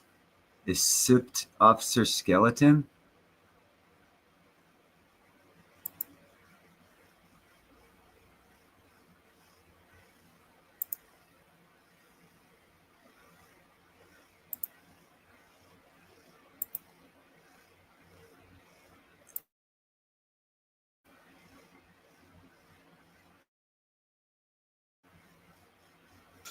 I don't know who the hell that was, but I just banned whoever that SIPT Officer Skeleton was because I think he had the same picture, and I think that was him, so he got banned.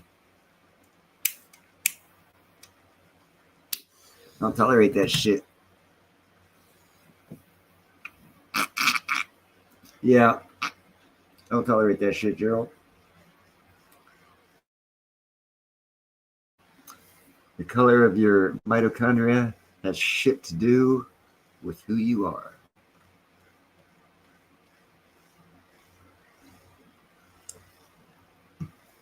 You know, whatever. Deplorable, whatever.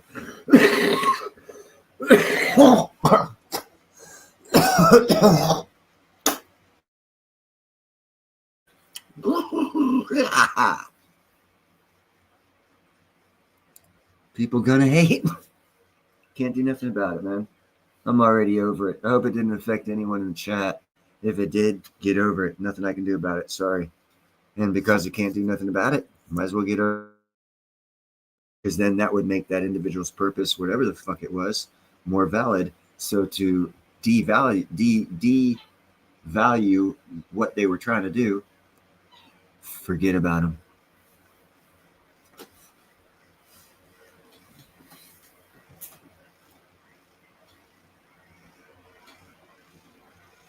It's all good. Water on a duck's back, man. There's actually a positive way to look at it if you want to look at it this way. The more hate you get, the more on target you are, you know? You're not pissing someone off, you're getting pissed on, right?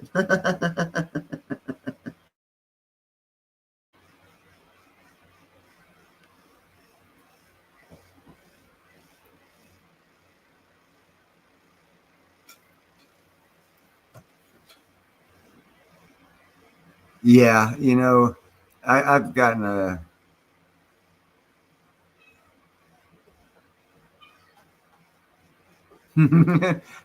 yeah, no. You know, already forgotten about it. I'm already looking at my beautiful Ironworkers cup from Marathon Health, if it is. Fucking stainless steel, baby. One of the better coffee mugs I've ever had for retaining the heat longer than the others.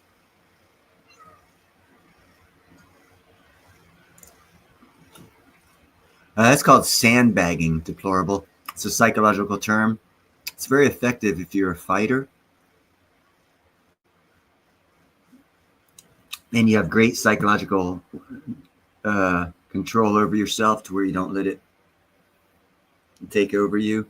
You can really take advantage of sandbagging in a ring with someone and get all that frustration out of everyone that did you wrong, that you've sandbagged that emotion on and let it out. It gives you more power and quicker reflexes and more focus.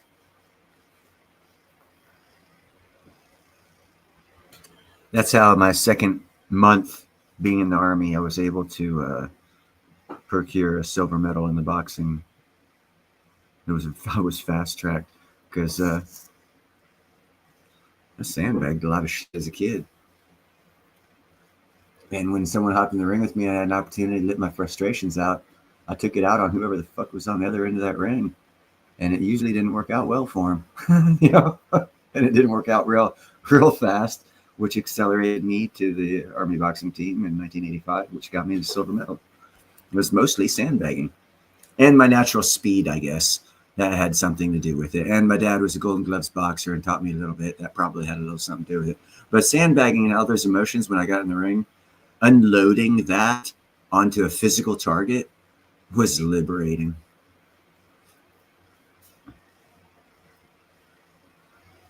I question everything. Asshole. And I'm cool with that. I'm an iron worker. I accept that term.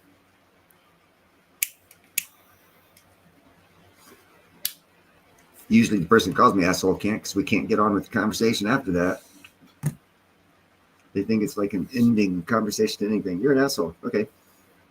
So how about that weather?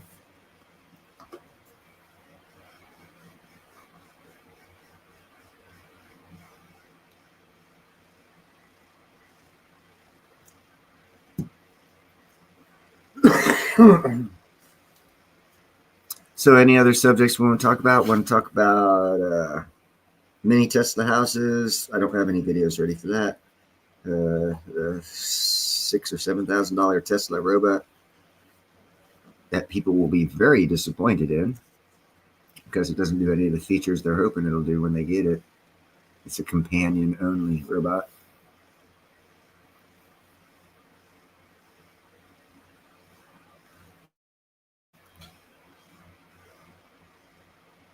See, that's the problem with sandbagging, deplorable. That's why I say it's only good if you're an active training fighter. Because after you get over the fighting part, the training and the fight, the professional, don't do it non-professional. That's like stupid. Do it, you get paid professionally, or you get data boys at least. So if you become a professional fighter and do sandbagging, that's cool. But when the professional fighting's over, quit with the fucking sandbagging, man. It'll fucking tear you up on the inside. Took me a couple of years to find a way to overcome that, and I actually gave up fucking all my training in kung fu and everything when I found out. I just let it go, and I said no more training. I know I'm not gonna, I'll stay flexible. Because, I'll do like yoga. I guess like the older Chinese drop back, I'll probably start doing Tai Chi. Because it is actually, if you understand the principles of everything, it's a very effective and tranquil, non-aggressive, mellow, chill type of psyche. And it's probably the best for an elder person.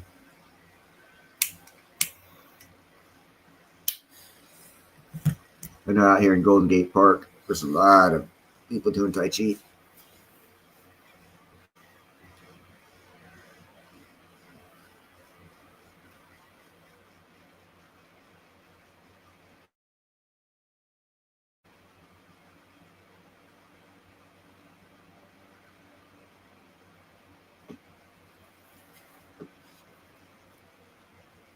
Yeah, everyone's got their own road.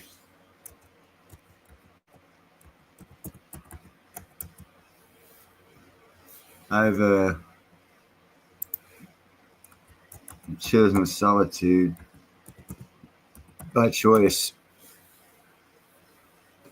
because it's easier.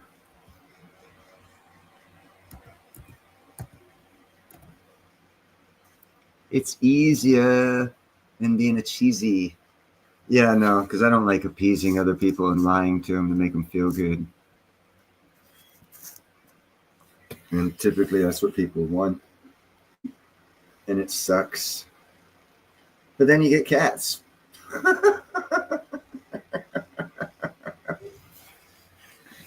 or dogs or birds. You know, you get whatever you get, whatever life throws at you.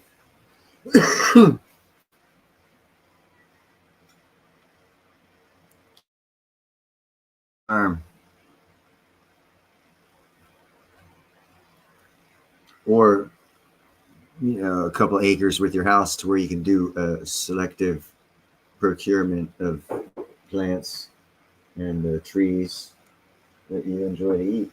They're fruits of.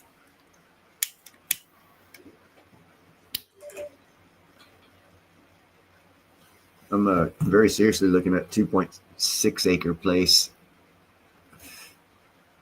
4-bedroom, 2-bath. Half of it's been remodeled. The other half needs to be remodeled. 115,000. It's like, what?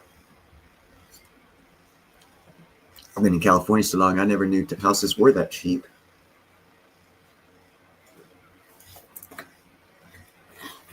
And it's got good bones because it was built in 1945, so it was built proper.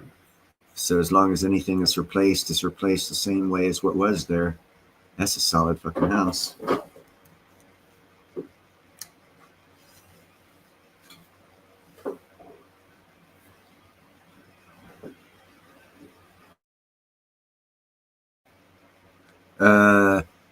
He's talking about cryptocurrency, Quanta, and ZBEC. ZBEC is a ZBCN.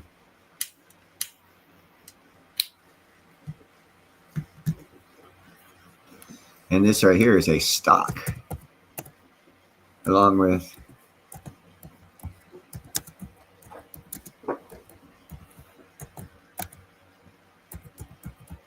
them ones there.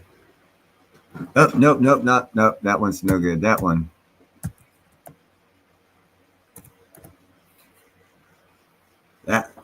If M wasn't on it.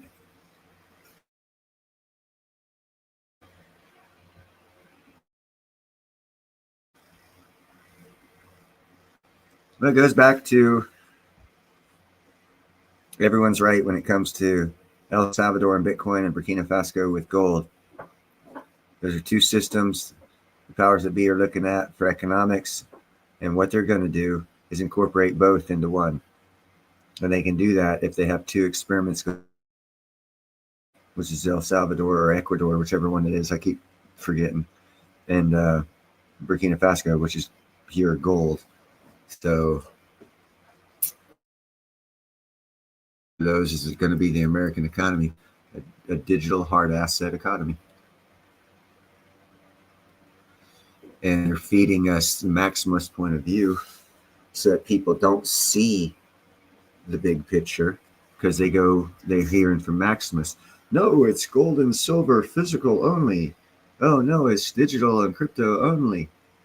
And when in reality, it's going to be both. Is this Salvador? I know it's one of those little countries down there. Thank you, Gerald. They changed names a lot down there. I was just looking at the map. There was one country down there. I was like, matter of fact, let me look and see if I can't find it. I was like, I ain't never heard of it. I was like, what country is that? They must have had a revolution or something. I didn't tell me about it. Damn it. Let's see if I can find it. It was down there by Brazil. Of course, most things are down by Brazil.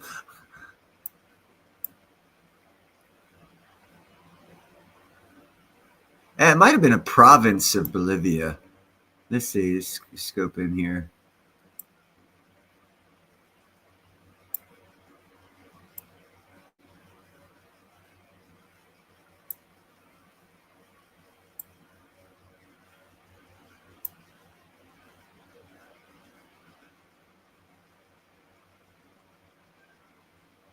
Huh.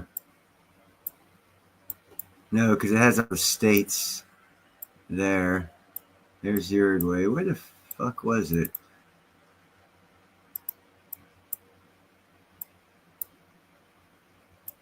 Okay, no, it was a province. My bad.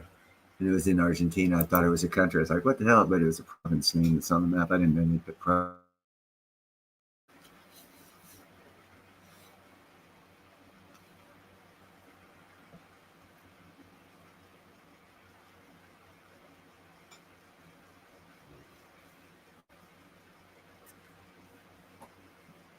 Yeah, what you need to do, in my opinion, is just get into every asset class, do your own research, and make sure that each one is a good asset class for that asset class, and what you know. And if you've done your own research and listened to enough people, they made you question, and you got the right answers from you questioning it, then good job. Go with what you know. For me, that's bacon. Bacon, bacon, bacon, bacon, bacon.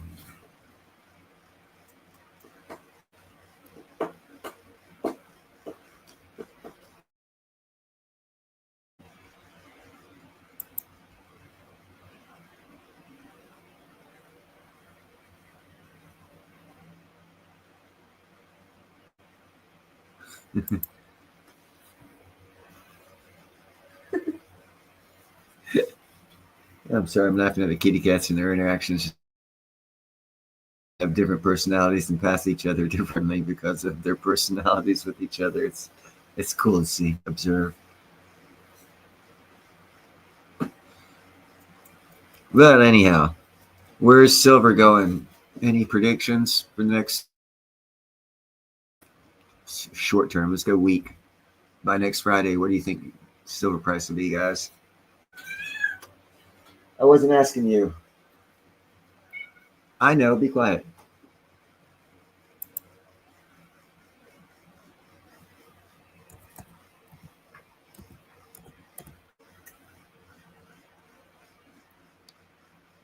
Oh, damn.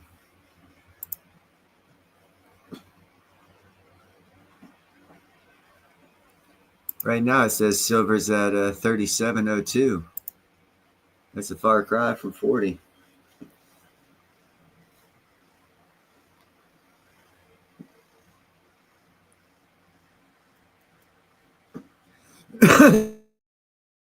That's because of your belief of what's going to happen in November. I think it's going to happen next November. But it's not stopping anything that I'm doing now. I'm not going to pick up any extra. I do have to pick some up, but I'm not going to pick up any extra.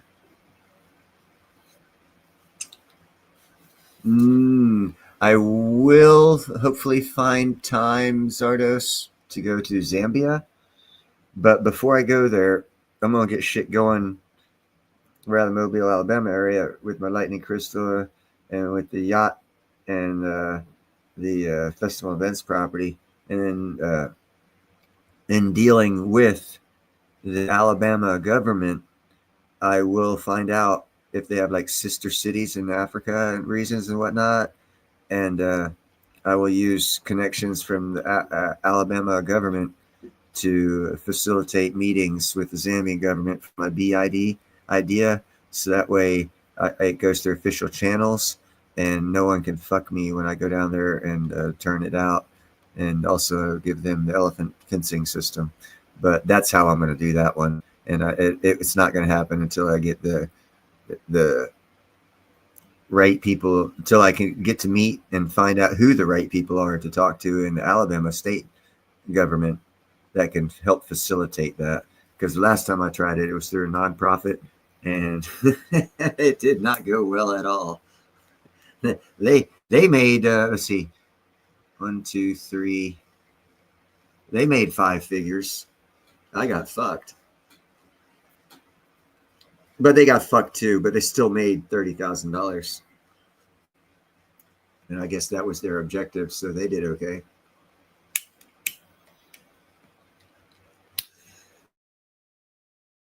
And no, I'm not going to say this.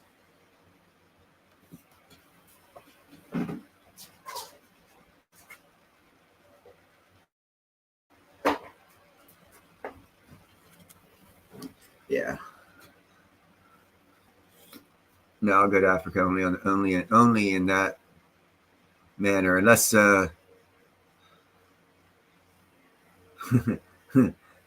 unless by 2028, 2029, I got an 80-foot catamaran that my company built, and it needs to be tested to go across the Atlantic to make sure it can make it across the Atlantic in less than 13 days without using gasoline or combustion engines. That way it's known as the world's first not 100% green energy catamaran. In that case, I would go to Africa that way, but it would be more Ghana area because that's on the west coast. It has a house down there I'd probably stay at. But it would be for the purpose of the yacht, the catamaran, and making it across the Atlantic in less than 13 days, which would set a record for a solar, wind-powered, alternative energy-powered catamaran, which would put it first in the world for such a feat, which would help sales in doing so.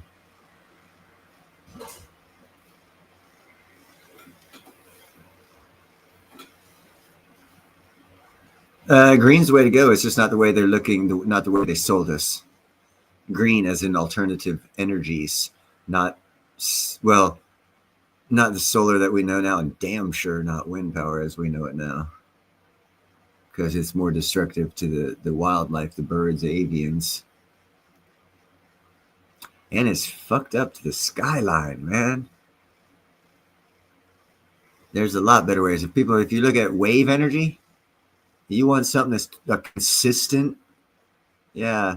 One thing that never stops is the motion of the ocean. I know in northern Scotland, they had twice a day, 50-foot rise and fall in the ocean. Imagine the wave energy you could get in that type of scenario. It'd be enough to run the whole freaking island of England, not just Scotland. But instead, they're putting out windmills out in the fucking straits between England and France. So that way, when you look towards France, all you see is these little things spinning around. It'll be like, the fuck? But that's the way they wanted to go. They were pushing money that way because their friends owned those companies. But from that, we are getting a new type of solar that'll be a hell of a lot more efficient. Doesn't use silver. And pulls in a lot more power than the ones we have now. So we got that going for that. But I don't know what we've learned about wind. Personally, I don't see why they haven't put wind generators on cars. Shit, you're going to go driving 65 miles an hour. You got a lot of wind energy that you're just... If you got doing electric and you just put one intake like that cools the engine of a regular car, the radiator area, put an intake that runs a fan, because you won't need it for an electric engine. You don't need to cool the engine. But you could use the same fan that you use to cool the radiator, have that fan blowing, and instead of blowing for coolness, it's actually spinning, creating electricity. I don't think anyone's done that one yet. That's a simple fucking thing to do. Yes, free fry.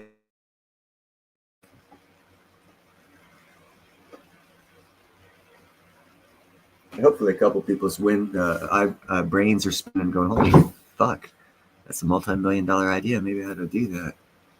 It is actually a multi-million-dollar idea.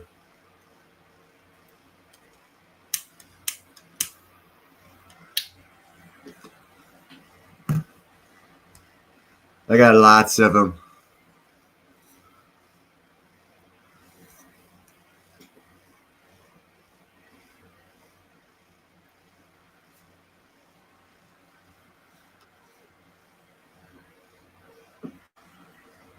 So what subjects you guys want to talk about? In-N-Out burgers?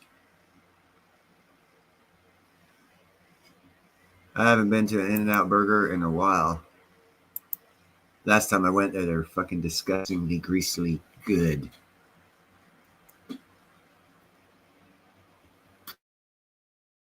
Yep, so I haven't been there in a long time. It only tasted good because the chemicals they put on it made it taste good. Damn it.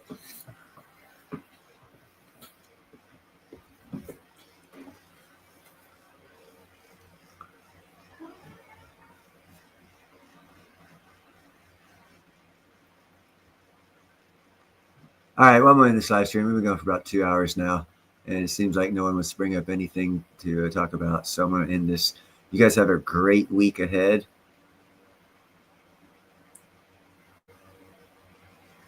And Remember to be kind, helpful, grateful. And buy some silver, platinum, and crystallized osmium. And hit you on the next one. Peace out.